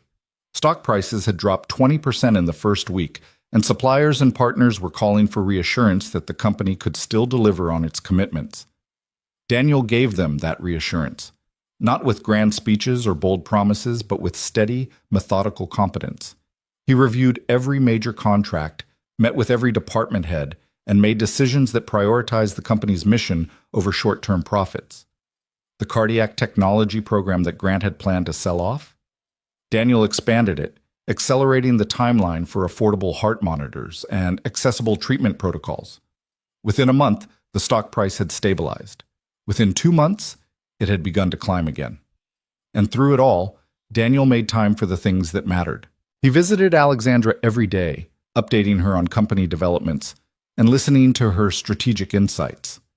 He picked up Emma from school 3 afternoons a week, maintaining some semblance of normal fatherhood despite the chaos. He slept 5 hours a night when he was lucky, 4 when he wasn't, and somehow kept going on determination and coffee and the knowledge that people were counting on him. It was on a Thursday evening in late October, 2 months after Alexandra's surgery, that everything changed again. Daniel was in his office at Vail Industries, reviewing quarterly projections, when his phone rang. The number was blocked, but something made him answer anyway. "Mr. Reed." The voice was unfamiliar, cold, and precisely controlled. "We need to talk about Alexandra Vail." Daniel's blood went cold. "Who is this?" "Someone who has information you need. Information about threats that didn't end with Grant Mercer's arrest." "I'm hanging up now." Grant wasn't working alone. The voice cut through Daniel's dismissal. He had partners, powerful partners who don't appreciate that their investment in his scheme didn't pay off. They're regrouping, they're planning, and they're very interested in making sure Alexandra Vail never returns to power. Daniel's hand tightened on the phone. "How do I know you're not one of them?" "Because I'm the one who's been feeding information to Lisa Chen for the past 6 weeks. Anonymous tips about Grant's network, names of compromised board members, details about offshore accounts." A pause. "Check your secure server. There's a file waiting for you. Everything I know about what's coming. Consider it a gesture of good faith." "Why help us?" "Because Grant Mercer destroyed something I cared about too. And because Alexandra Vail is the only person with enough power and enough integrity to take down the people who created him." The voice hardened. "Read the file, Mr. Reed. Then decide if you're ready to fight." The line went dead. Daniel sat motionless for a long moment, his heart pounding. Then he turned to his computer and accessed the secure server. The file was there. Encrypted, massive, clearly the work of someone with deep access to corporate intelligence networks. And as Daniel began to read, his blood ran colder with every page. Grant Mercer hadn't been a lone wolf. He'd been a weapon, deployed by a consortium of competitors who wanted Vail Industries' cardiac technology for themselves. When Grant's takeover failed, they didn't give up. They simply started planning a new approach, an approach that involved hostile takeover attempts, regulatory attacks, and, if all else failed, more direct methods of removing Alexandra from the picture. The file contained names, dates, financial transactions, intercepted communications. It was a roadmap of corporate conspiracy at the highest levels, implicating some of the most powerful figures in American business. And at the center of it all was a simple, terrifying conclusion. Alexandra Vail was still in danger, and the threat was bigger than anything they'd imagined. Daniel grabbed his coat and headed for the hospital. Alexandra was alone in her room when he arrived, sitting up in bed and reading reports on a tablet. The color had returned to her cheeks over the past weeks, and the frailty that had characterized her early recovery had given way to something harder, more focused. She was rebuilding herself the same way she'd rebuilt her company, with relentless determination. "Daniel." She looked up with a smile that faded when she saw his expression. "What's wrong?" He closed the door behind him and crossed to her bedside. "We need to talk. Something's happened." He told her everything, the phone call, the mysterious informant, the file waiting on the secure server. He watched her face transform as she absorbed the information, the warmth draining away to reveal the steel beneath. "Show me the file," she said. Daniel handed over his tablet.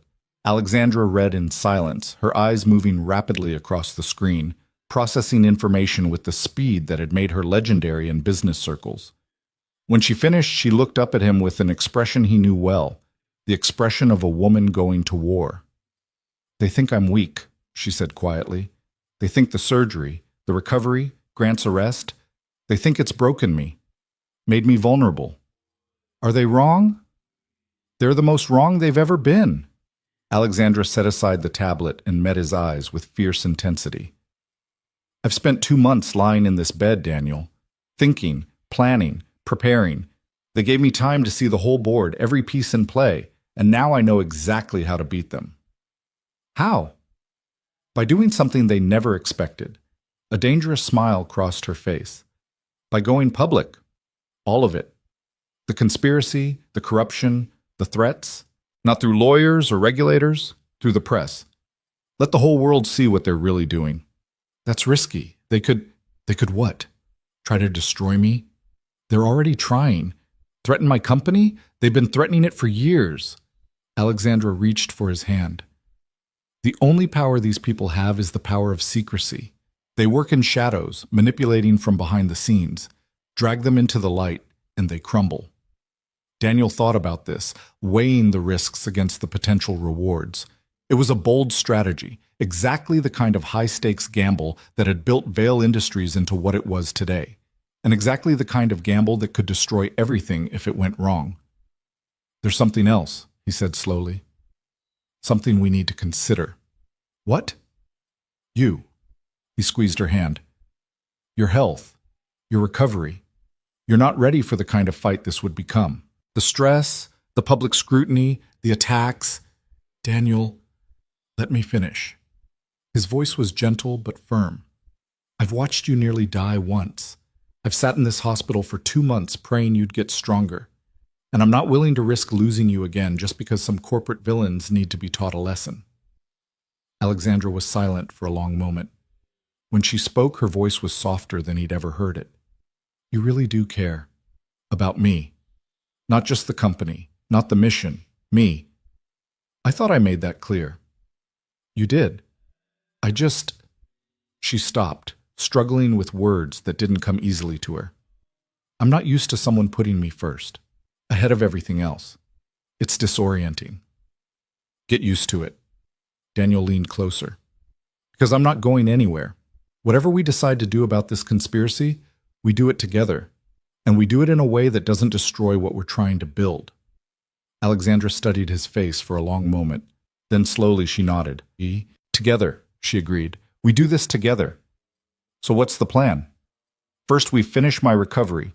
I need to be strong enough to stand on my own when the fight begins, not physically dependent on hospitals and doctors. Her jaw set with determination. Dr. Harrison says I can be discharged in 2 weeks if I continue improving at this rate.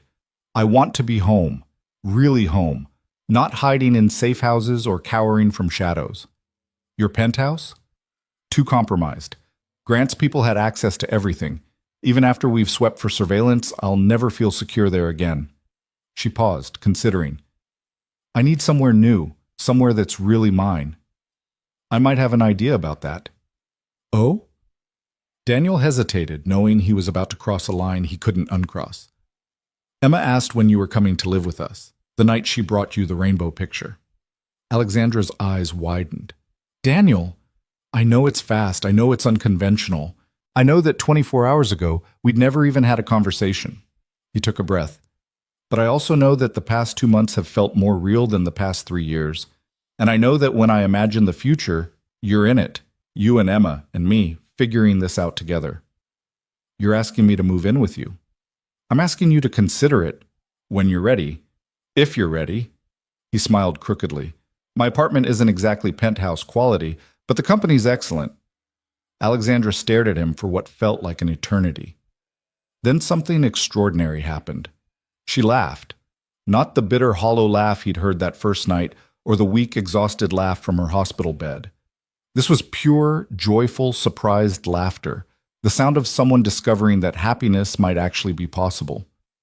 You're insane, she said finally. You know that, right? Completely insane.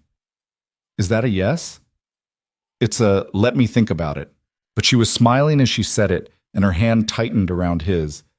It's also a thank you for being brave enough to ask. I can work with that. They sat together in comfortable silence as the evening deepened outside the hospital windows. The The city lights of Chicago glittered in the darkness, a million stories playing out across the urban landscape. And somewhere in that vast expanse, enemies were plotting and conspiracies were brewing and threats were gathering.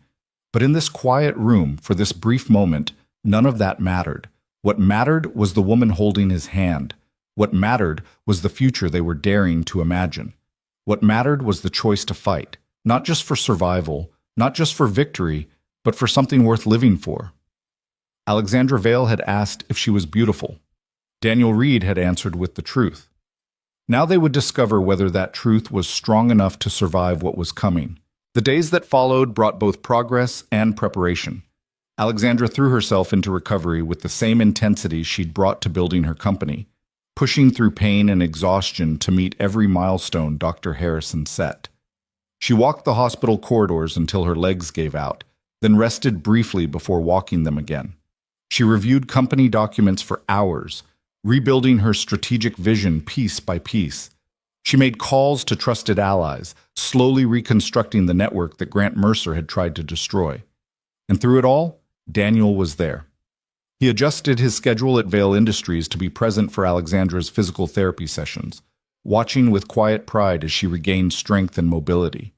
He brought Emma to visit on weekends, letting the unlikely friendship between the billionaire CEO and the 6-year-old flourish in ways that surprised everyone. He held Alexandra's hand through the dark nights when pain and fear kept sleep at bay, never asking for explanations, simply offering presence. Their relationship defied easy categorization. They weren't exactly dating. There was no time for dinner and movies when one of them was recovering from experimental surgery and the other was running a Fortune 500 company. But they weren't just friends either. The connection between them had grown too deep, too intimate, too essential for such a simple label. "What are we?" Alexandra asked one evening as Daniel helped her practice walking without support. "I keep trying to define it, and I can't." "Maybe we don't need to define it." Daniel steadied her as she wobbled slightly. "Maybe we just need to live it." "That's very philosophical for a financial analyst." "I've had good teachers recently." Alexandra made it 3 more steps before her legs began to tremble. Daniel caught her, easing her into a nearby chair, and she leaned against him gratefully. "I've been thinking about your offer," she said quietly. "My offer?" "To move in with you. With you and Emma." Daniel's heart stuttered. "And? And I think it's still insane and impractical and probably a terrible idea." She looked up at him with eyes that held no fear, only certainty. "And I think I want to try it anyway." "Really?" "I've spent my entire adult life being practical, strategic, careful. I've made every decision based on logic and data and risk assessment." She reached for his hand. "Maybe it's time I made a decision based on something else." "Like what?" "Like hope." Her voice was soft. "Like the possibility that I might actually get to be happy. Like the crazy idea that a single dad with a cramped apartment and a daughter who believes in unicorns might be exactly what I need." Daniel pulled her close, mindful of her still healing chest, and pressed a kiss to her forehead. "For the record," he murmured, "Emma is going to be thrilled. And you?" "I'm terrified," he admitted. "I've never done this before. Any of this. The romance, the partnership, the taking on corporate conspiracies together. I have no idea what I'm doing." "That makes 2 of us." "Then we're perfectly matched." Alexandra laughed, that new laugh, the one that still surprised him every time he heard it. And for a moment, everything felt possible. Then her phone rang, shattering the peace. She answered it, and Daniel watched her face transform as she listened. The warmth drained away. The steel returned.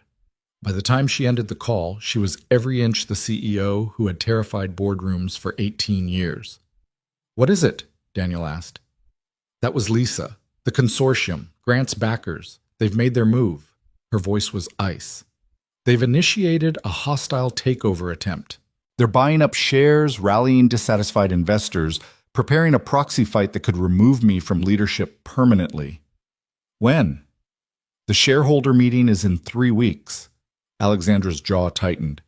3 weeks to defend everything my father built, everything we've fought for. Daniel felt the weight of it settle on his shoulders. 3 weeks. It wasn't enough time for Alexandra to fully recover. It wasn't enough time to mount a proper defense. It was barely enough time to understand the scope of what they were facing. But it was the time they had. "Then we fight," he said simply. "They have resources we can't match. Political connections, media influence, enough money to bury us in legal challenges. They also have something they can't escape." Daniel met her eyes. "They're the villains of this story, Alexandra. And eventually people figure that out. We just have to make sure they figure it out before the shareholder vote." Alexandra stared at him for a long moment. Then slowly, a dangerous smile crossed her face. "You know what I love about you, Daniel Reed?" "What?" "You make me believe we can actually win." She straightened in her chair, the last traces of vulnerability disappearing behind a mask of cold determination. This was the Alexandra Vale who had built an empire from the ashes of her father's dreams.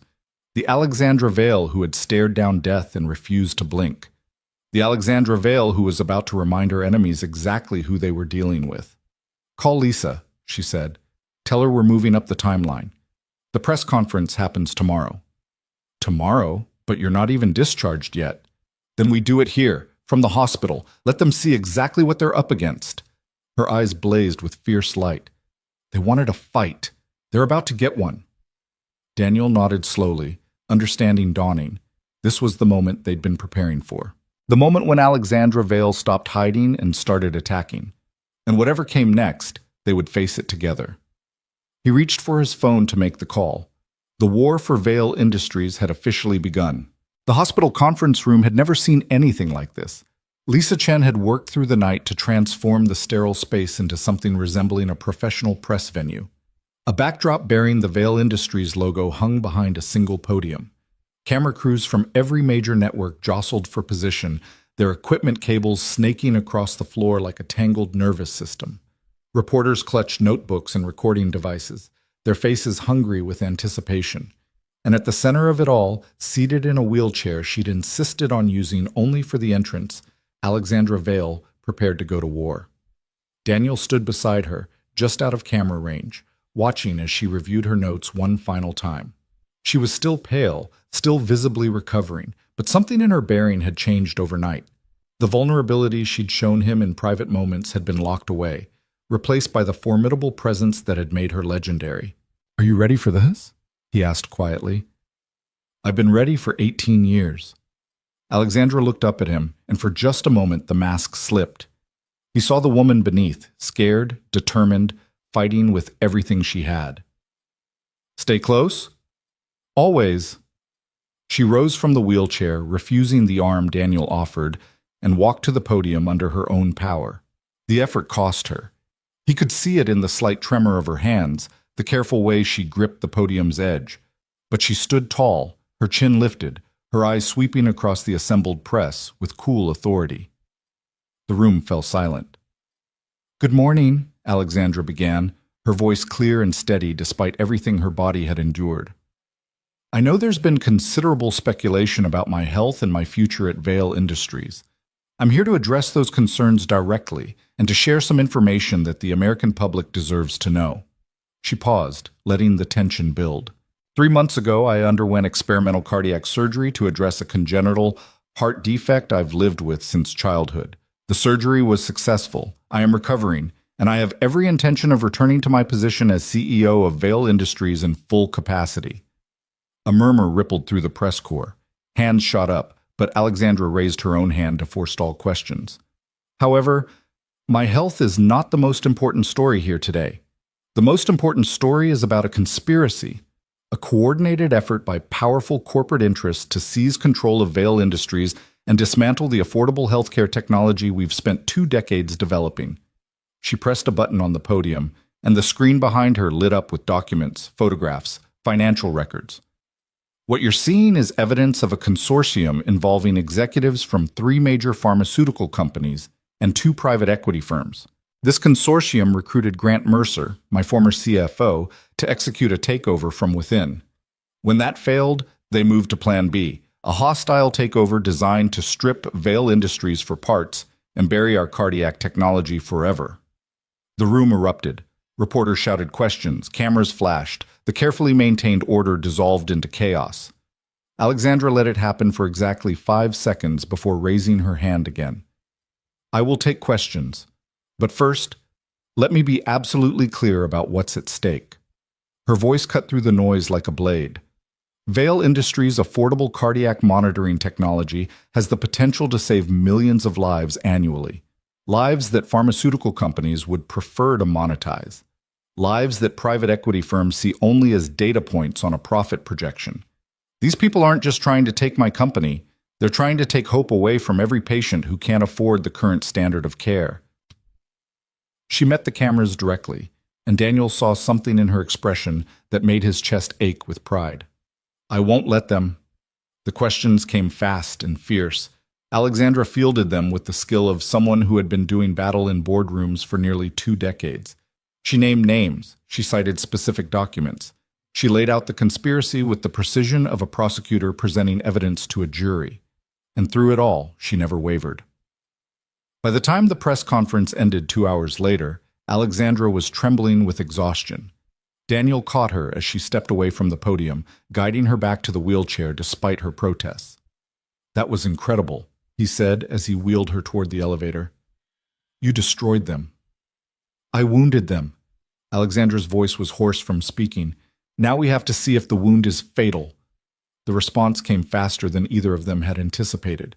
Within hours of the press conference, the story had exploded across every news outlet in the country.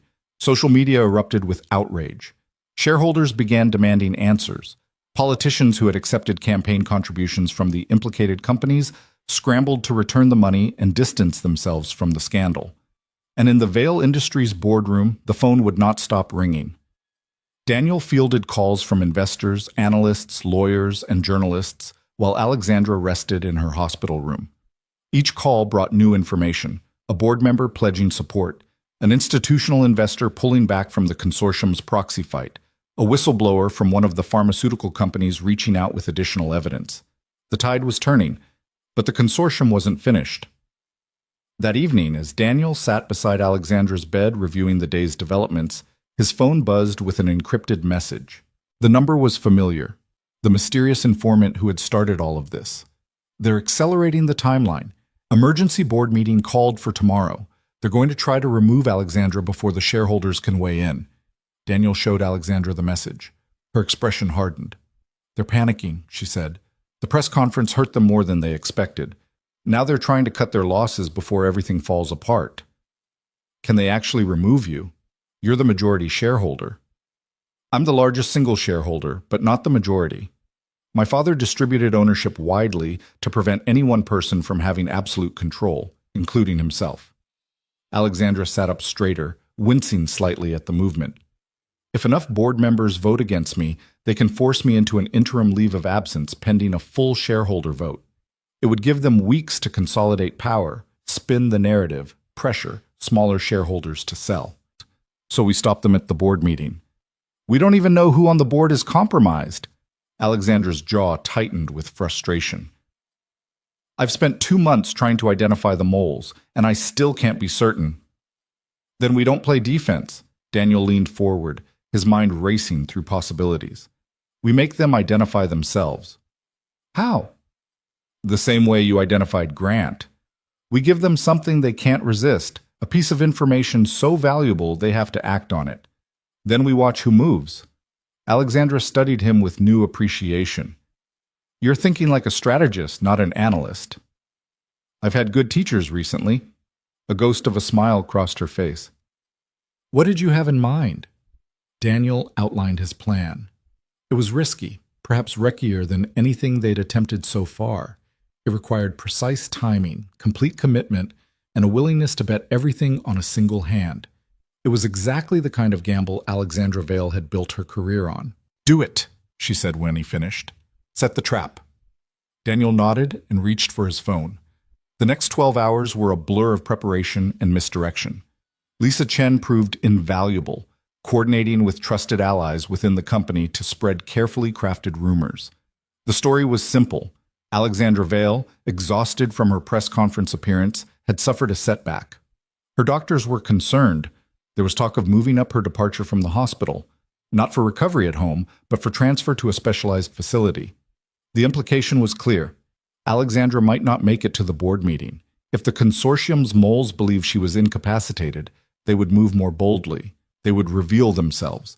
And when they did, Daniel would be watching. The board meeting was scheduled for 10 a.m. At 9:30, Daniel took his position in the company's security monitoring center, surrounded by screens showing every camera feed in the building. Lisa was at his side, her tablet connected to the company's internal communication systems. "Anything?" he asked. "Nothing yet. Everyone's arriving normally." Lisa's eyes darted across the screens. "Wait, there. Conference room B. That's not on the official schedule." Daniel watched as 3 board members filed into a small conference room on the executive floor. Margaret Chen, the head of operations; Robert Dalton, the senior independent director; and Victoria Ashworth, the chair of the compensation committee. All 3 were people Alexandra had trusted. "Can we get audio?" Daniel asked. Lisa's fingers flew across her tablet. "The room isn't wired, but I can access the phone system. If anyone makes a call..." As if on cue, Robert Dalton pulled out his phone. "Patching through now," Lisa said. The audio was tinny, but audible. Dalton's voice filled the security center. "It's happening. The press conference backfired. Our people are getting cold feet. We need to move now while she's still hospitalized." A response came from the phone's speaker, a voice Daniel didn't recognize. "The board vote? We have the numbers. Margaret and Victoria are solid. Patterson and Wu will follow if we present it as concern for Alexandra's health. By the time she's recovered enough to fight back, we'll have installed interim leadership." "And Reed?" "He's a placeholder, no real authority. Once Alexandra's out, we'll find a reason to remove him within the week." Daniel felt his jaw tighten. Lisa put a hand on his arm, a silent reminder to stay focused. "What about the evidence she released?" the voice on the phone asked. "Spin. We're already working on a counter-narrative, disgruntled CEO, facing mortality, making wild accusations to protect her legacy. The public has a short memory. By Christmas, no one will remember." "The consortium is prepared to proceed?" "They're waiting for our signal. Once the board votes, they'll announce the tender offer. 48 hours later, Vail Industries will be under new management." The call ended. Daniel looked at Lisa. "Did you get all of that?" She held up her tablet, showing the recording progress bar. "Every word." "Then let's end this." The boardroom fell silent when Daniel walked in. 11 directors sat around the polished table, their faces arranged in various expressions of surprise and concern. At the head of the table, Margaret Chen had already taken the chair that should have been Alexandra's, a symbolic claim to leadership that set Daniel's teeth on edge. "Mr. Reed," Margaret said smoothly, "we weren't expecting you. Given the circumstances, we assumed you'd be at the hospital with Alexandra." "I'm exactly where I need to be." Daniel took his place at the table, the seat reserved for the interim CEO. "And I have an announcement that I think the board will find interesting." "This isn't the appropriate forum for..." "It's exactly the appropriate forum." Daniel pulled out his phone and set it on the table. "Because what I have to share concerns every person in this room." He pressed play. Robert Dalton's voice filled the boardroom, clear and damning. The conversation played out in excruciating detail: the conspiracy, the planned vote, the consortium's tender offer. The board members who weren't involved listened with growing horror. The ones who were, Margaret, Robert, Victoria, sat frozen, their faces draining of color. When the recording ended, the silence was absolute. "That recording was obtained illegally," Robert finally managed. "It's inadmissible. It proves nothing." "In court, perhaps," Daniel agreed. "But we're not in court.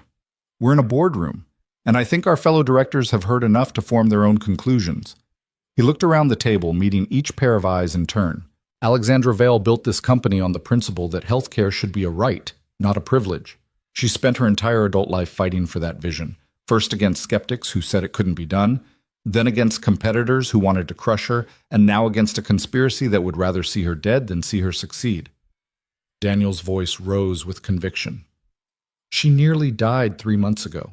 She's still recovering, and yet she stood before the press yesterday and exposed the people trying to destroy everything she's built, because she believes in this company and in the lives it can save." He turned to face Margaret, Robert, and Victoria directly. "The question now is, what do you believe in? Because if it's money, if it's power, if it's whatever the consortium promised you, then you're in the wrong room. This is Vale Industries. We save lives here, and we don't surrender to people who would trade those lives for profit. The moment stretched. Then Harrison Wu, a soft-spoken director who had sat silent through the entire confrontation, cleared his throat. I move that we table all discussion of leadership changes until Alexandra Vale is sufficiently recovered to participate personally, he said. Furthermore, I move that we open an immediate investigation into the conduct of any board members who may have colluded with outside parties against the company's interests.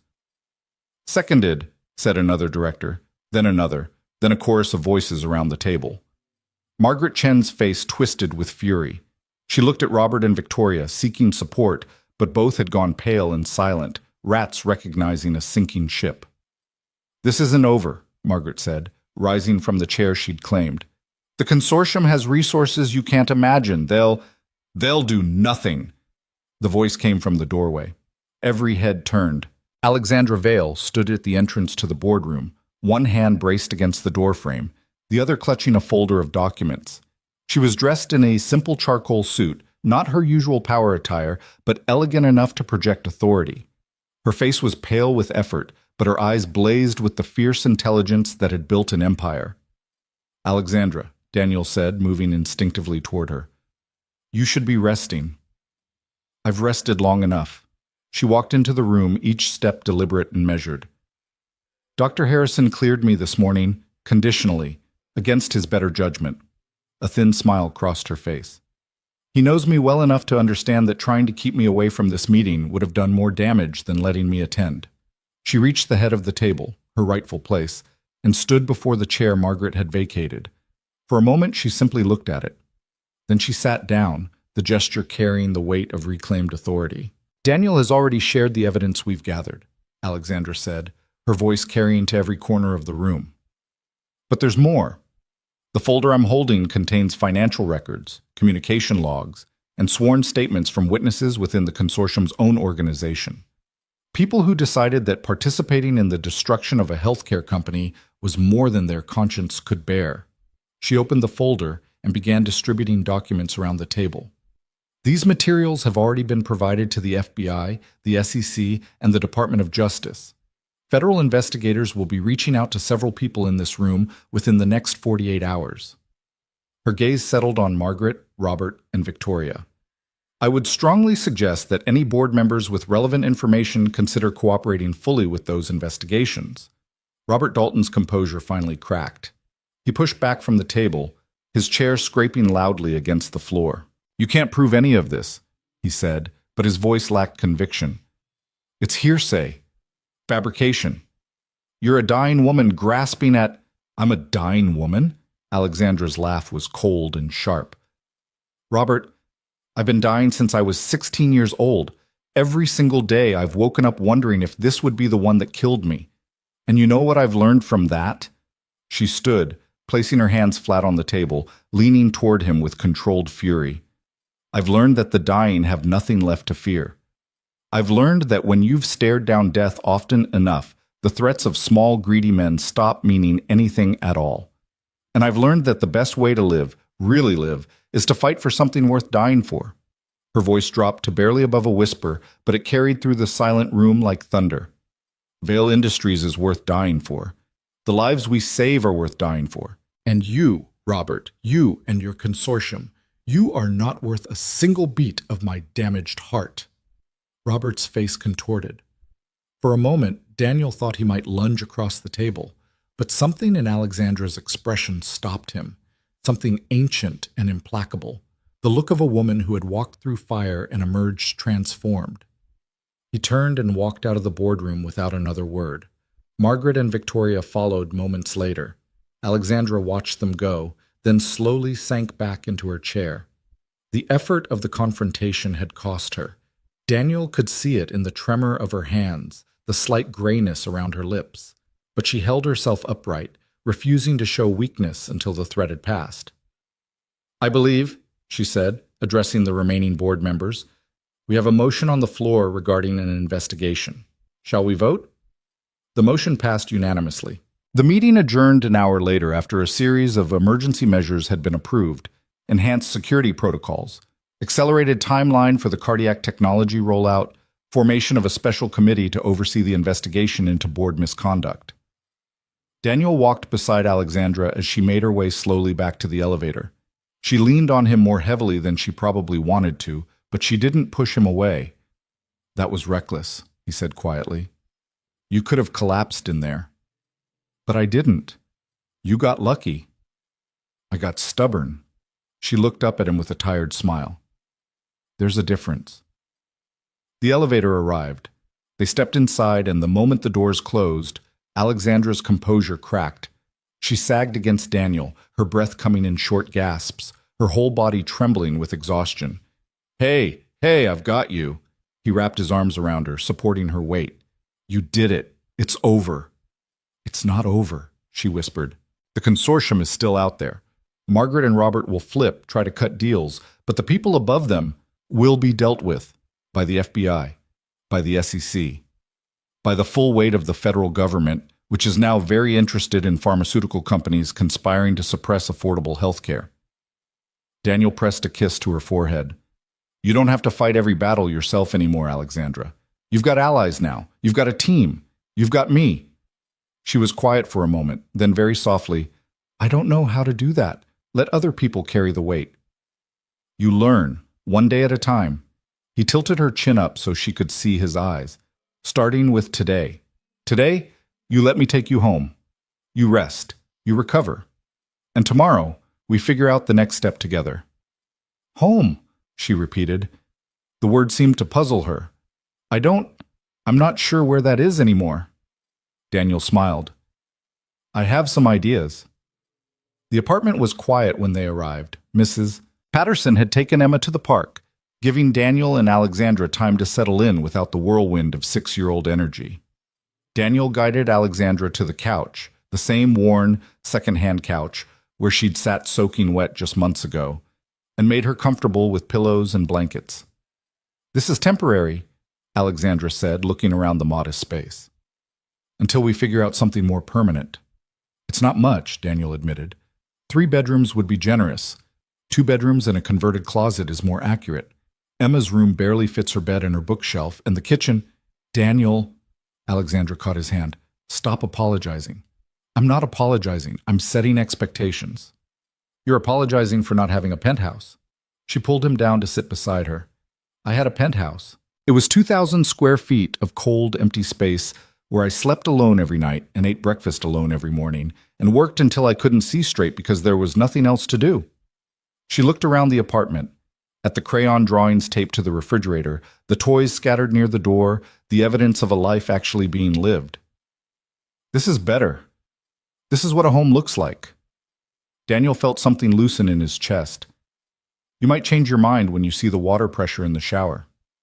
"I'll adapt." She leaned her head against his shoulder. "I'm good at adapting." They sat together in comfortable silence as the afternoon light shifted through the windows.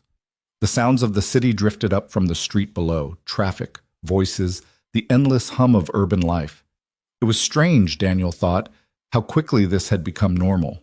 How quickly Alexandra Vale, CEO and billionaire, had become simply Alexandra, the woman he couldn't imagine living without. "Daniel," she said finally. "Yeah? What happens now?" It was a bigger question than it sounded. Daniel understood that. She was asking about more than logistics, more than recovery schedules and board meetings and federal investigations. She was asking about them, about the future they'd been building in stolen moments and whispered conversations.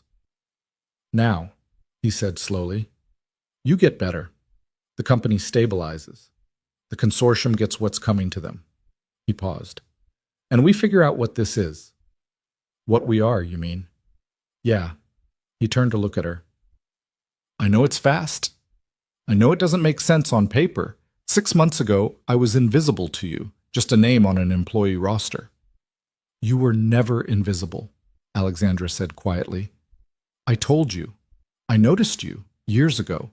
I just didn't understand why. And now? Now I think I understand."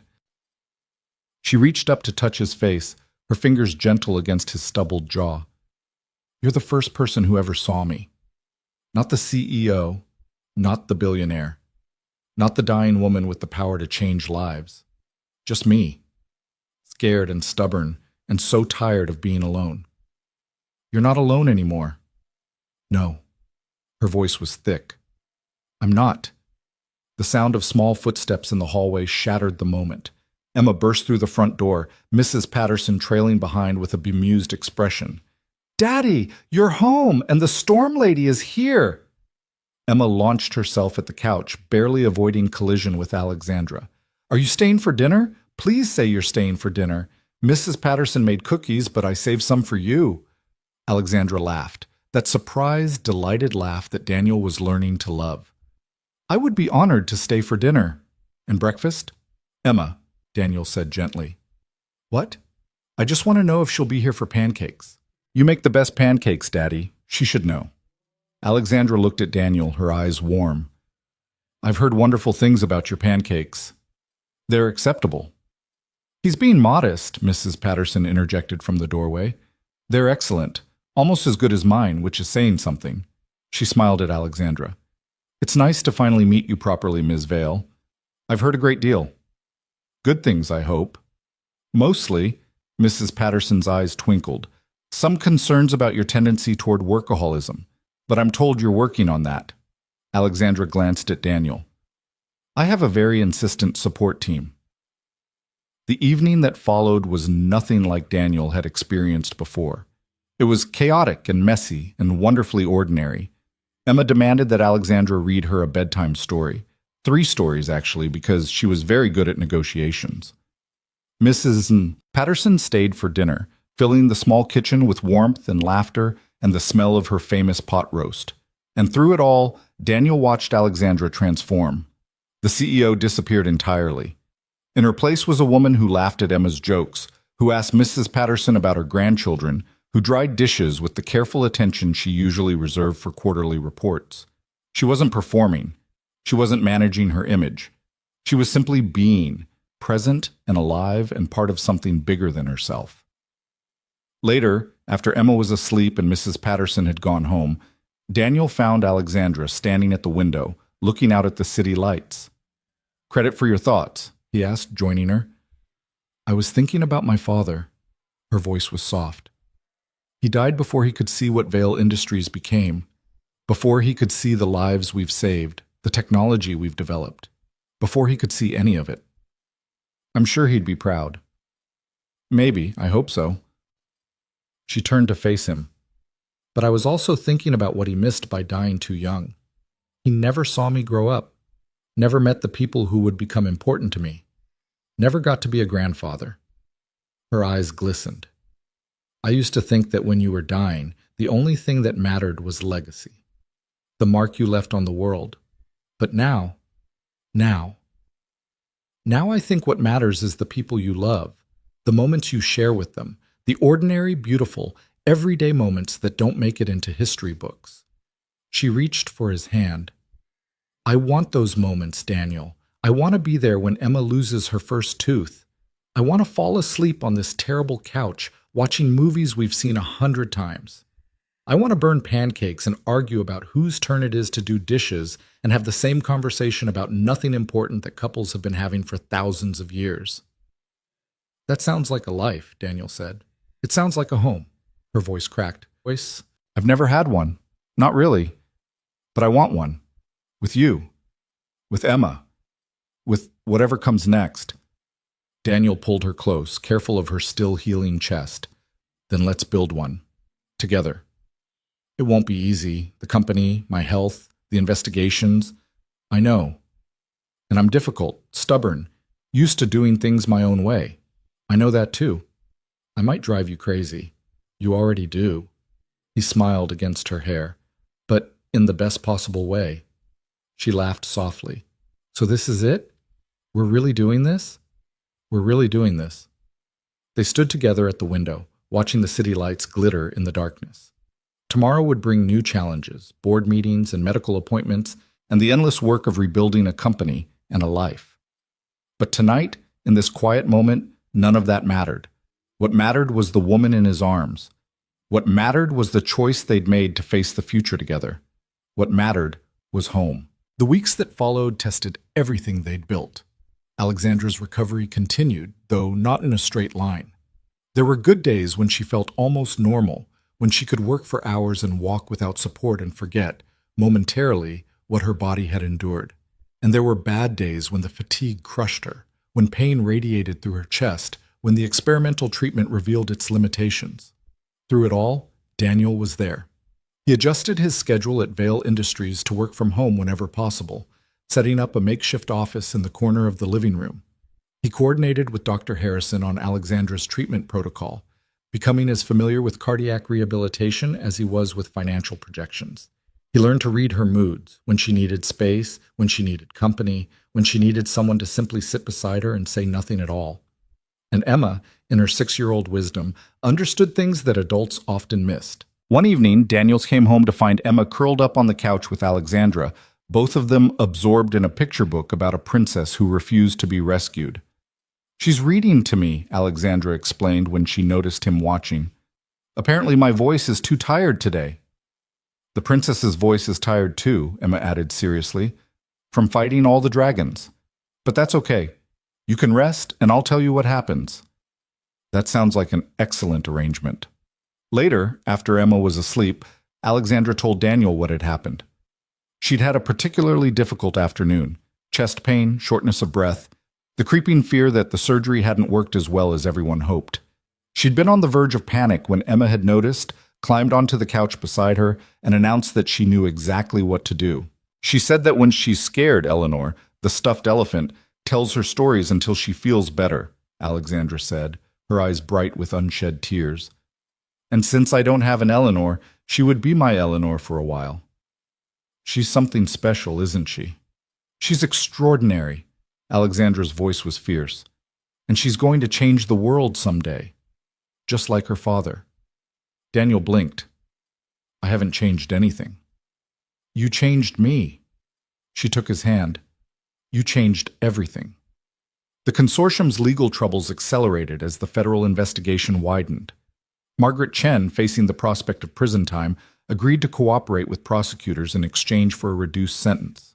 Her testimony implicated executives at 3 major pharmaceutical companies and 2 private equity firms, triggering a cascade of arrests and resignations that made national headlines. Robert Dalton fled the country before he could be arrested, only to be apprehended at Heathrow Airport, trying to board a flight to a country without an extradition treaty.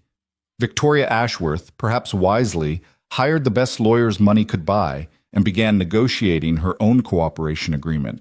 And at the center of it all, Vail Industries not only survived, but thrived. The publicity from Alexandra's press conference had transformed the company's public image. Instead of being seen as just another healthcare corporation, Vail Industries became a symbol of integrity. David standing up to Goliath, fighting for patients against corporate greed. Stock prices climbed. Partnerships multiplied.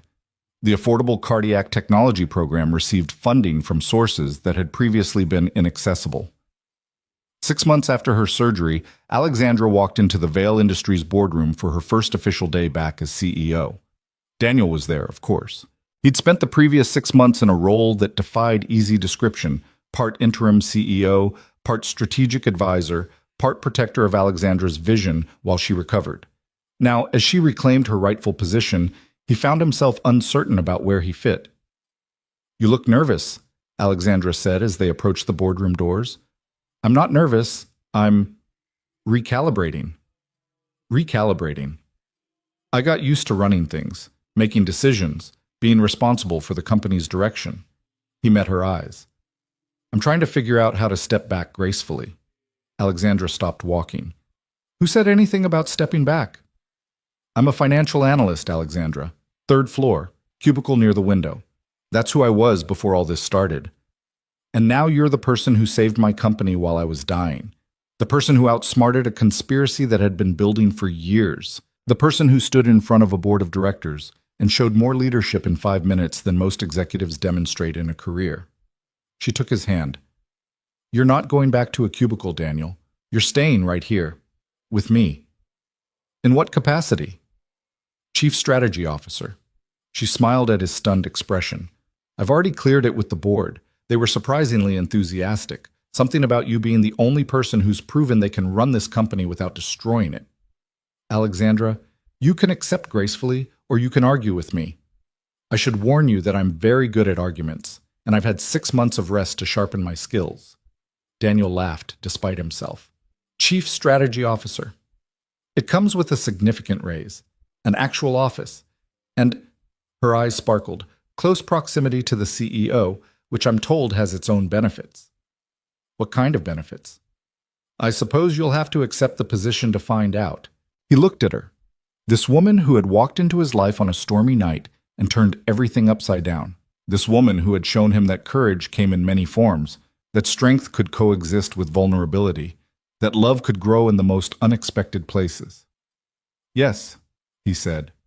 I accept. Excellent. She leaned up and kissed him, brief but meaningful.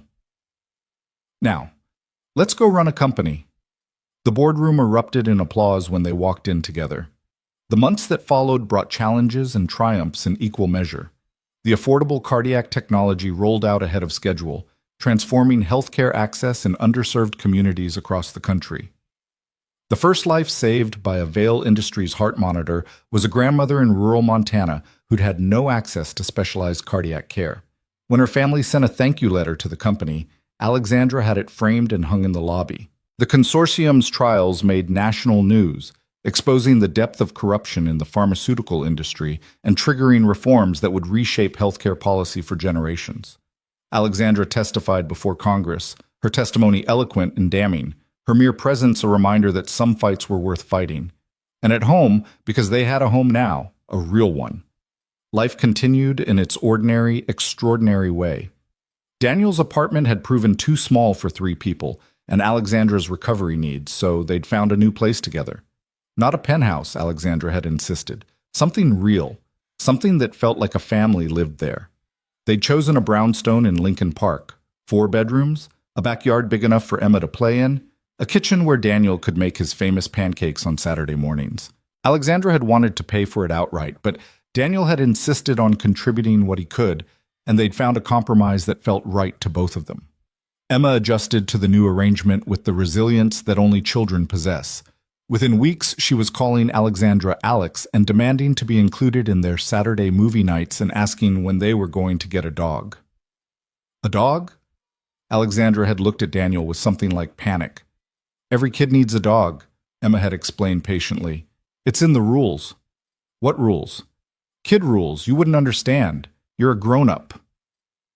They got a dog. A golden retriever puppy named Captain, who proceeded to chew through 3 pairs of Daniel's shoes and 1 extremely expensive Italian leather handbag before they successfully trained him. Alexandra took it in stride. She was learning, Daniel realized, to take many things in stride. The chaos of family life, the unpredictability of loving people who didn't follow agendas or schedules, the vulnerability of letting herself be truly known. 1 year after that stormy night, Alexandra's cardiac team declared her in full recovery. The experimental treatment had exceeded all expectations. Her heart, once a ticking time bomb, was now functioning at near normal capacity. Barring unforeseen complications, she could expect a full and healthy life. She called Daniel from the doctor's office, her voice thick with emotion. I'm going to live, she said. Really live. Not just survive. Not just fight to see another day. Live. I know, he said. I always knew. How could you know? The odds were... I knew because you're Alexandra Vail, and Alexandra Vail doesn't lose. That night, after Emma was asleep and Captain was snoring in his bed and the house was quiet, Alexandra found Daniel on the back porch, looking up at the stars. What are you thinking about? She asked, settling beside him. The night you showed up at my door, how terrified I was, how certain I was that my life was about to get very complicated. Were you right? Very. He smiled at her. Best complication I ever had. She leaned her head against his shoulder. I never properly answered your question, you know. What question? When you told me I was beautiful, you said I was extraordinary, fierce, the kind of person who changes the world. She looked up at him. You were wrong about one thing. What's that? You said I was the most extraordinary person you'd ever met, but you're wrong. Emma is. She smiled. And you're pretty extraordinary yourself. I'm ordinary. We established that. Ordinary people don't save dying CEOs. Ordinary people don't stand up to corporate conspiracies. Ordinary people don't take in broken strangers and help them remember how to live. She cupped his face in her hands. You're the most extraordinary, ordinary person I've ever known, and I love you for it. Daniel felt his heart swell. I love you too. Good. She kissed him. Because I'm planning to keep you around for a very long time. How long? Forever, if you'll have me. He pretended to consider it. Forever's a pretty big commitment. I'm aware. I've done the analysis. And what did your analysis conclude? That the risk-adjusted returns of a lifetime with you significantly outweigh any potential alternatives. She grinned. Also that I can't imagine waking up without you beside me, but mostly the returns thing. Daniel laughed and pulled her close. Forever it is, then. Above them the stars wheeled through the infinite darkness. Below, the city hummed with a million stories, a million lives, a million hearts beating toward an uncertain future. But here, in this quiet moment, two people who had found each other against all odds made a promise that would shape the rest of their lives. Not a grand gesture, not a dramatic declaration, just a simple truth, spoken in the darkness. Forever. And they meant it. The promise of forever was tested sooner than either of them expected. 3 months after Alexandra's clean bill of health, Grant Mercer resurfaced. He'd been released on bail pending his trial, his lawyers having argued successfully that he posed no flight risk with his assets frozen and his passport confiscated. The legal system, in its measured wisdom, had deemed him sufficiently contained. The legal system was wrong. Daniel was in his office at Vail Industries when Lisa Chen burst through the door, her face pale with alarm. He's filing, she said without preamble. Grant, he's filing a countersuit against Alexandra personally. Defamation, intentional interference with business relationships, and, she hesitated, fraud. Fraud? He's claiming the evidence we released was fabricated, that Alexandra orchestrated the entire conspiracy narrative to cover up her own financial misconduct. Lisa's hands were shaking. Daniel, he's got documentation. Bank records, communications, testimony from former employees. I don't know how, but he's built a case. Daniel's blood ran cold. That's impossible. We have the original evidence. We have federal investigators who verified everything. He's not trying to win in court. He's trying to win in public opinion. If he can create enough doubt, enough confusion. Lisa stopped, the implication hanging heavy in the air. The shareholder meeting was in 2 weeks. Vail Industries' stock had been climbing steadily since Alexandra's return, but investor confidence was fragile. Any hint of scandal, any suggestion that the company's leadership couldn't be trusted, could trigger a sell-off that would undo everything they'd built. Grant Mercer might be going to prison, but he intended to burn everything down on his way there. Daniel found Alexandra in the executive conference room, surrounded by lawyers and crisis communications specialists. She looked up when he entered, and he saw immediately that she already knew. Lisa told you, she said. Yeah. He crossed to stand beside her. How bad is it? Bad enough that our legal team has been arguing for the past hour about whether we should settle. Settle? With Grant Mercer? After everything he did? Settling would make this go away quietly. No public trial, no extended media coverage. No opportunity for Grant to keep poisoning the well. One of the lawyers, a senior partner named Harrison, spoke with the weary pragmatism of someone who'd seen too many corporate battles. It's not about justice, Mr. Reed. It's about protecting the company. It's about surrendering, Alexandra said flatly. Admitting that we can be bullied, sending a message that anyone who attacks Vail Industries can buy their way out of consequences. With respect, Ms. Vail, the alternative is a prolonged legal battle that will dominate headlines for months. Even if we win, when we win, the damage to our reputation could be severe. And if we settle, the damage to our integrity is certain. Alexandra's voice was steel. I didn't survive a heart transplant and a corporate conspiracy to cave to a man who tried to have me killed. The room fell silent. Daniel looked at the lawyers, at the communications specialists, at all the professionals who dealt in calculated risks and managed outcomes. They didn't understand. They couldn't understand. This wasn't about legal strategy or public relations. This was about something deeper, about who Alexandra Vale was and what Vale Industries stood for. "We fight," Daniel said. "That's not a question. The only question is how." Alexandra met his eyes, and something passed between them, a shared understanding that transcended words. "Everyone out," she said, "except Daniel. I need to think." The room emptied. When they were alone, Alexandra sank into her chair, the mask of confident leadership slipping to reveal the exhausted woman beneath. "He's not going to stop," she said quietly. "Even from prison, even if he loses everything. Grant will spend the rest of his life trying to destroy me." "Then we make sure he can't."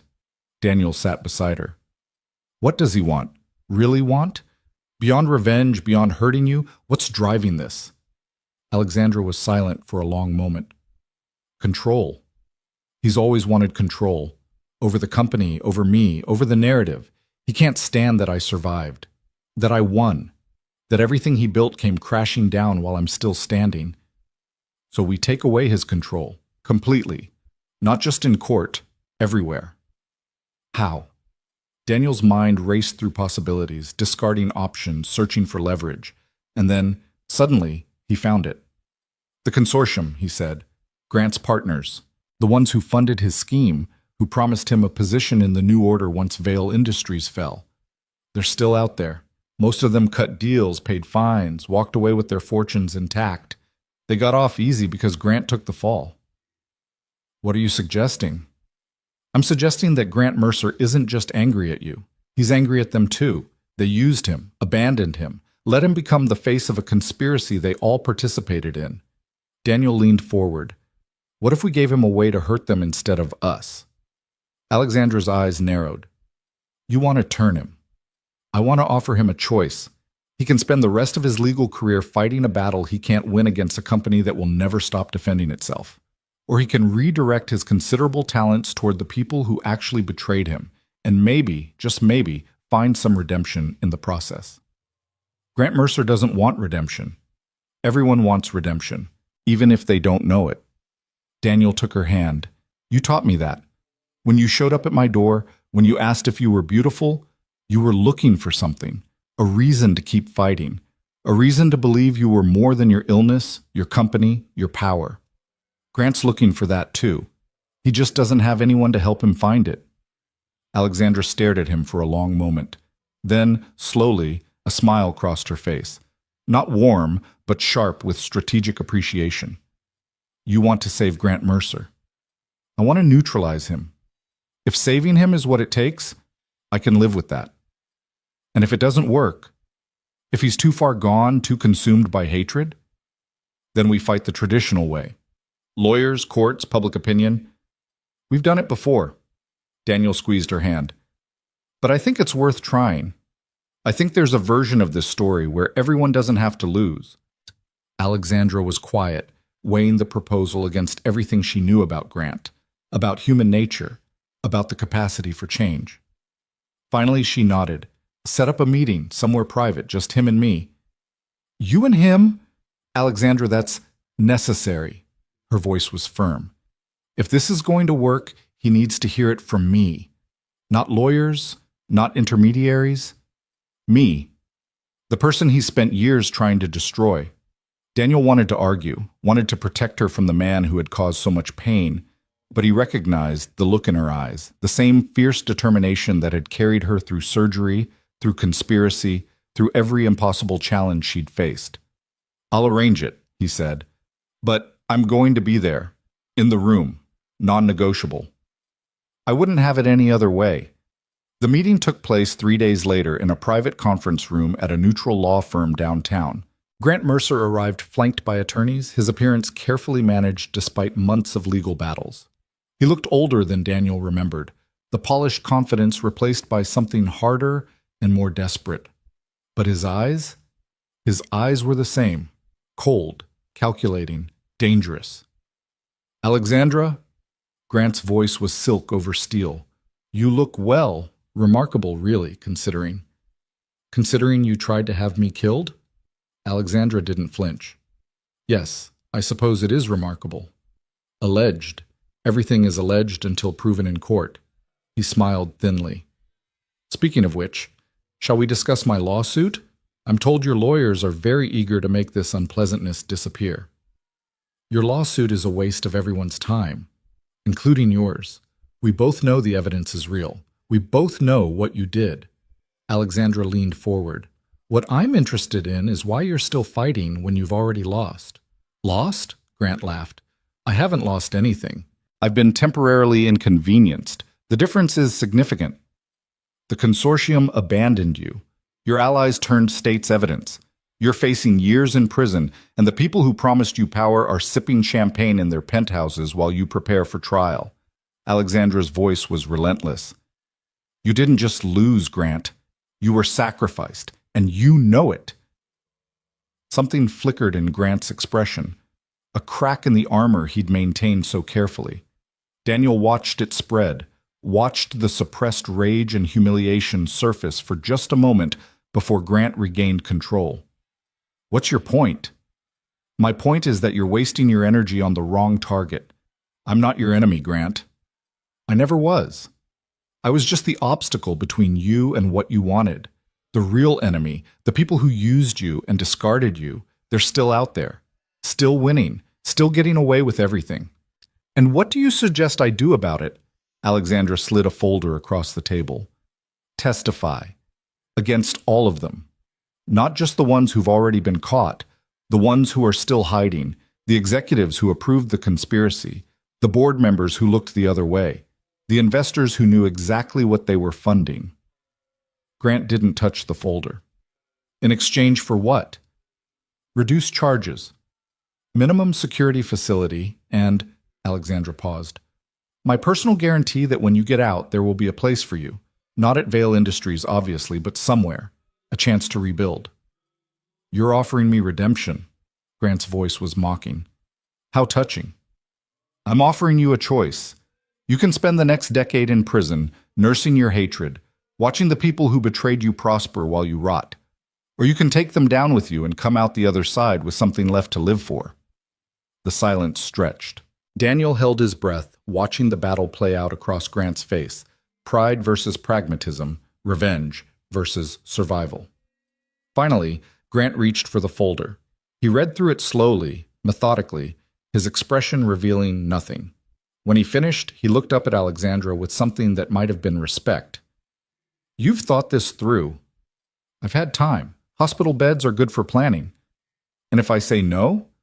If I walk out of here and continue my lawsuit? Then we destroy you. Slowly, thoroughly, completely. Not because I want to, because you'll leave us no choice. Alexandra's voice softened slightly. I'm not asking you to like me, Grant. I'm not asking you to forgive what happened between us. I'm asking you to be smart. To recognize that we have a common enemy, and to help me finish what we started. Grant was silent for a long moment. Then he did something Daniel had never seen him do. He laughed. A real laugh, surprised and almost admiring. You know what I always underestimated about you, Alexandra? Your ruthlessness. I thought you were soft, principled, easy to manipulate because you cared about things like integrity and mission. He shook his head. I was wrong. You're as ruthless as any of us. You just hide it better. I prefer to think of it as strategic compassion. Call it whatever you want. Grant closed the folder and stood. I'll need time to consider. 24 hours. You have 12. His eyes narrowed, then he nodded curtly. 12 hours. You'll have my answer. He left without another word, his lawyers trailing behind like confused satellites. When they were alone, Daniel let out a breath he hadn't realized he'd been holding. That was either brilliant or insane. Possibly both. Alexandra slumped slightly in her chair. He'll take the deal. How can you be sure? Because he's smart enough to know I'm right. The consortium betrayed him. They let him take the fall while they protected themselves. And Grant Mercer, whatever else he is, does not forgive betrayal. She was right. 11 hours later, Grant's lawyers called to accept the terms. The subsequent weeks brought revelations that shook the corporate world to its foundations. Grant Mercer, once the architect of conspiracy, became its most devastating critic. His testimony implicated executives at levels no one had suspected, triggering investigations that reached into the highest echelons of American business. The consortium didn't just fall, it collapsed entirely, taking with it careers, fortunes, and reputations that had seemed untouchable. And through it all, Vail Industries stood firm, stronger than before, validated by truth. Daniel watched Alexandra navigate the aftermath with quiet awe. She had found a way to defeat her enemy by offering him something better than revenge. She had turned hatred into alliance, destruction into justice. "You know what you did, don't you?" he asked her one evening as they walked home through streets golden with autumn light. "What did I do?" "You saved him. Grant. Despite everything, you gave him a chance to be something other than what he'd become." Alexandra was quiet for a moment. "I gave him a choice. What he does with it is up to him." "But you hoped. You hoped he'd choose better." She looked at him with eyes that held depths he was still learning to navigate. "Someone once showed me that hope was possible, that being strong didn't mean being alone, that asking for help wasn't weakness." She took his hand. "I figured Grant deserved the same chance." Daniel pulled her close as they walked, the city bustling around them, the future stretching ahead full of possibility. "You're remarkable," he said. "So I've been told." She smiled. "By a very reliable source." 1 year later, the world looked different. Vail Industries' breakthrough cardiac technology had transformed global healthcare in ways that exceeded even Alexandra's most ambitious projections. The affordable heart monitors were now in clinics across 47 countries, saving lives that would have been lost to poverty and inaccessibility just months before. The stem cell treatment that had saved Alexandra's life had been refined, tested, and approved for wider use, offering hope to thousands of patients who had been told their conditions were untreatable. And on a crisp October evening, exactly 1 year after that stormy night when everything changed, Alexandra Vail stood on the balcony of the brownstone she now called home, looking out at the Chicago skyline she had nearly died protecting. Daniel found her there, 2 glasses of champagne in hand.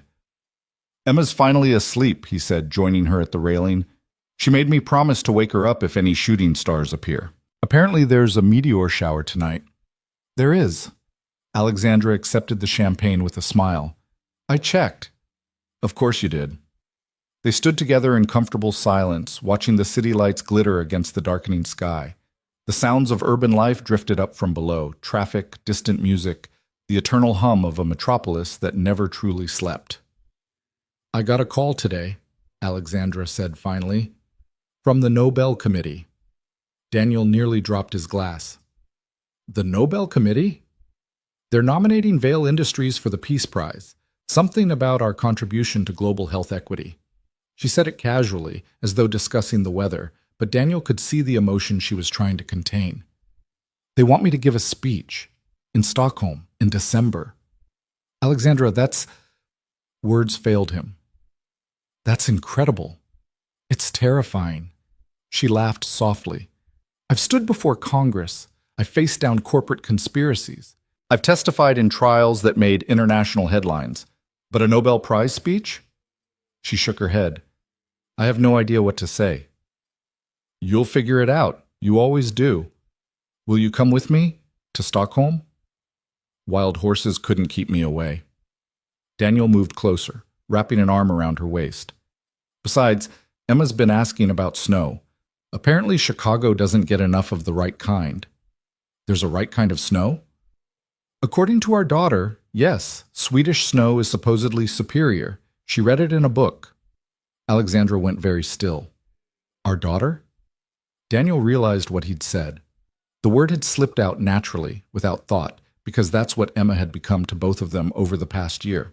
But they'd never discussed it formally, never put a label on the relationship that had grown between Alexandra and the little girl who had offered her a stuffed elephant in her darkest hour. "I'm sorry," he said. "I didn't mean to assume. Don't apologize." Alexandra's voice was thick. "Don't ever apologize for that." She turned to face him, her eyes bright with unshed tears. "She asked me something last week, when you were working late." "What did she ask?" "She asked if I was going to be her mom." Alexandra's voice cracked.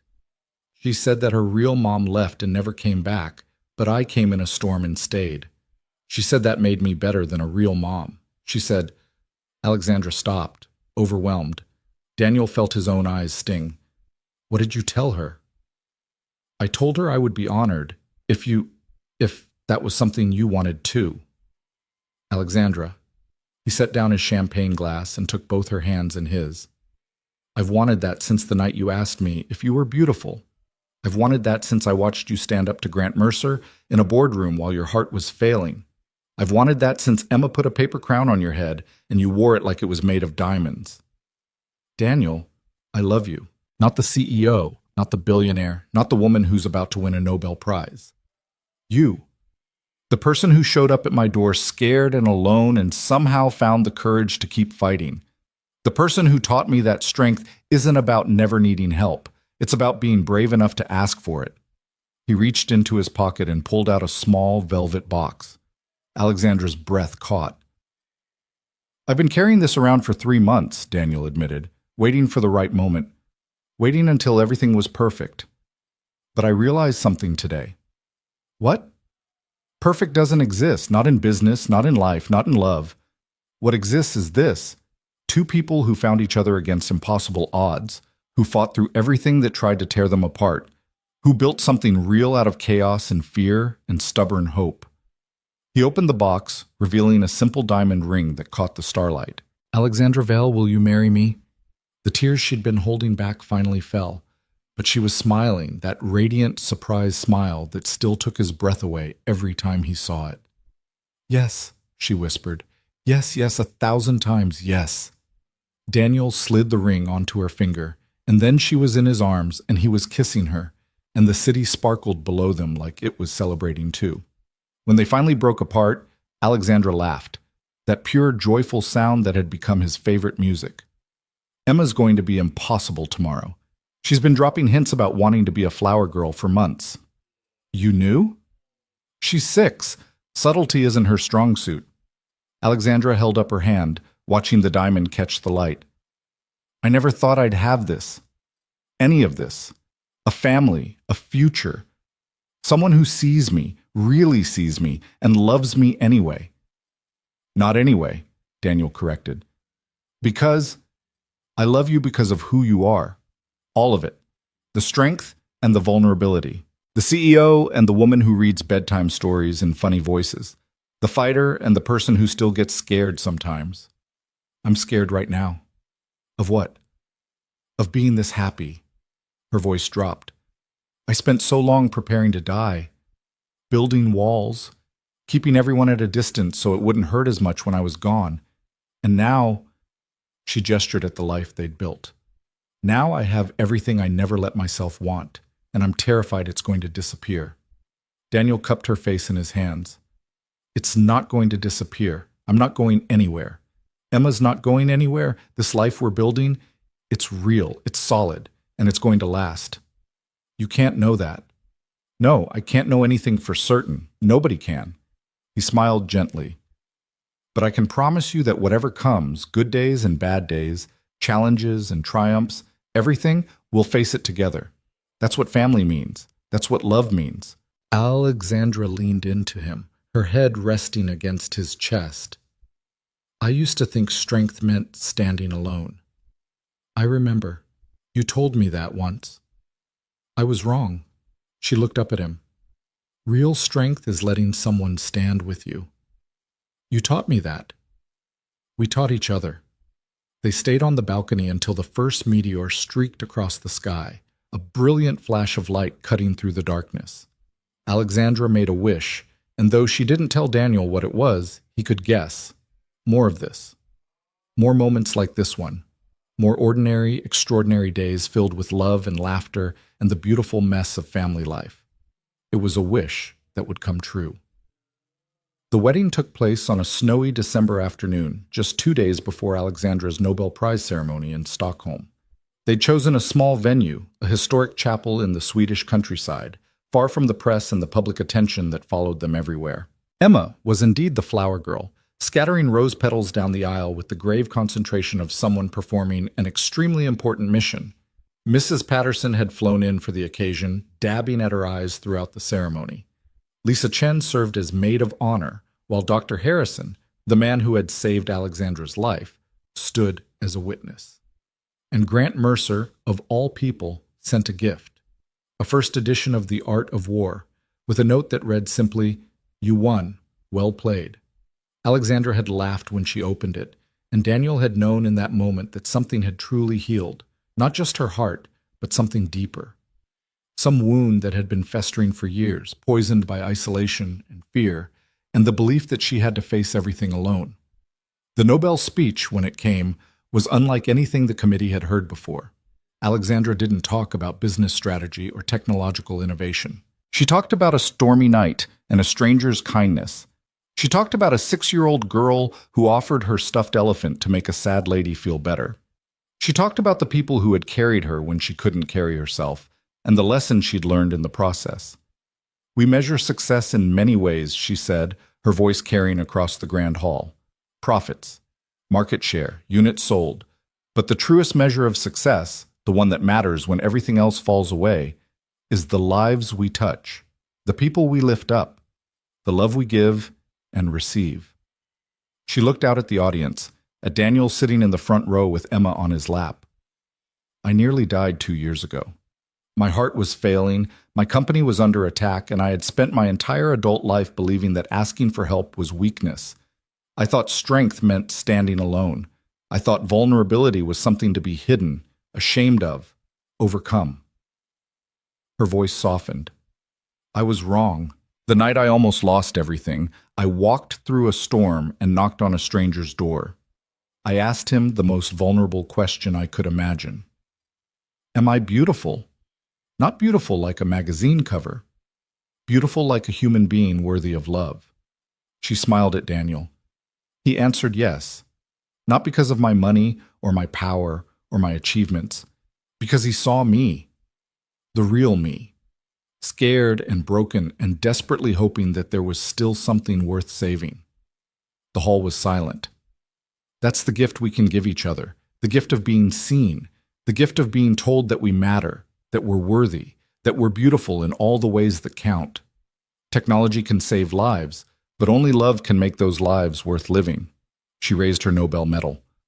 "This award belongs to everyone who refuses to let profit trump compassion, to everyone who believes that health care is a right, not a privilege, to everyone who sees a stranger struggling and chooses to help instead of looking away." She paused. "And to the man who opened his door on the worst night of my life and taught me that I didn't have to face the storm alone." The applause that followed was thunderous. Later that night, in their hotel suite overlooking Stockholm's snow-covered rooftops, Alexandra finally answered the question that had started everything.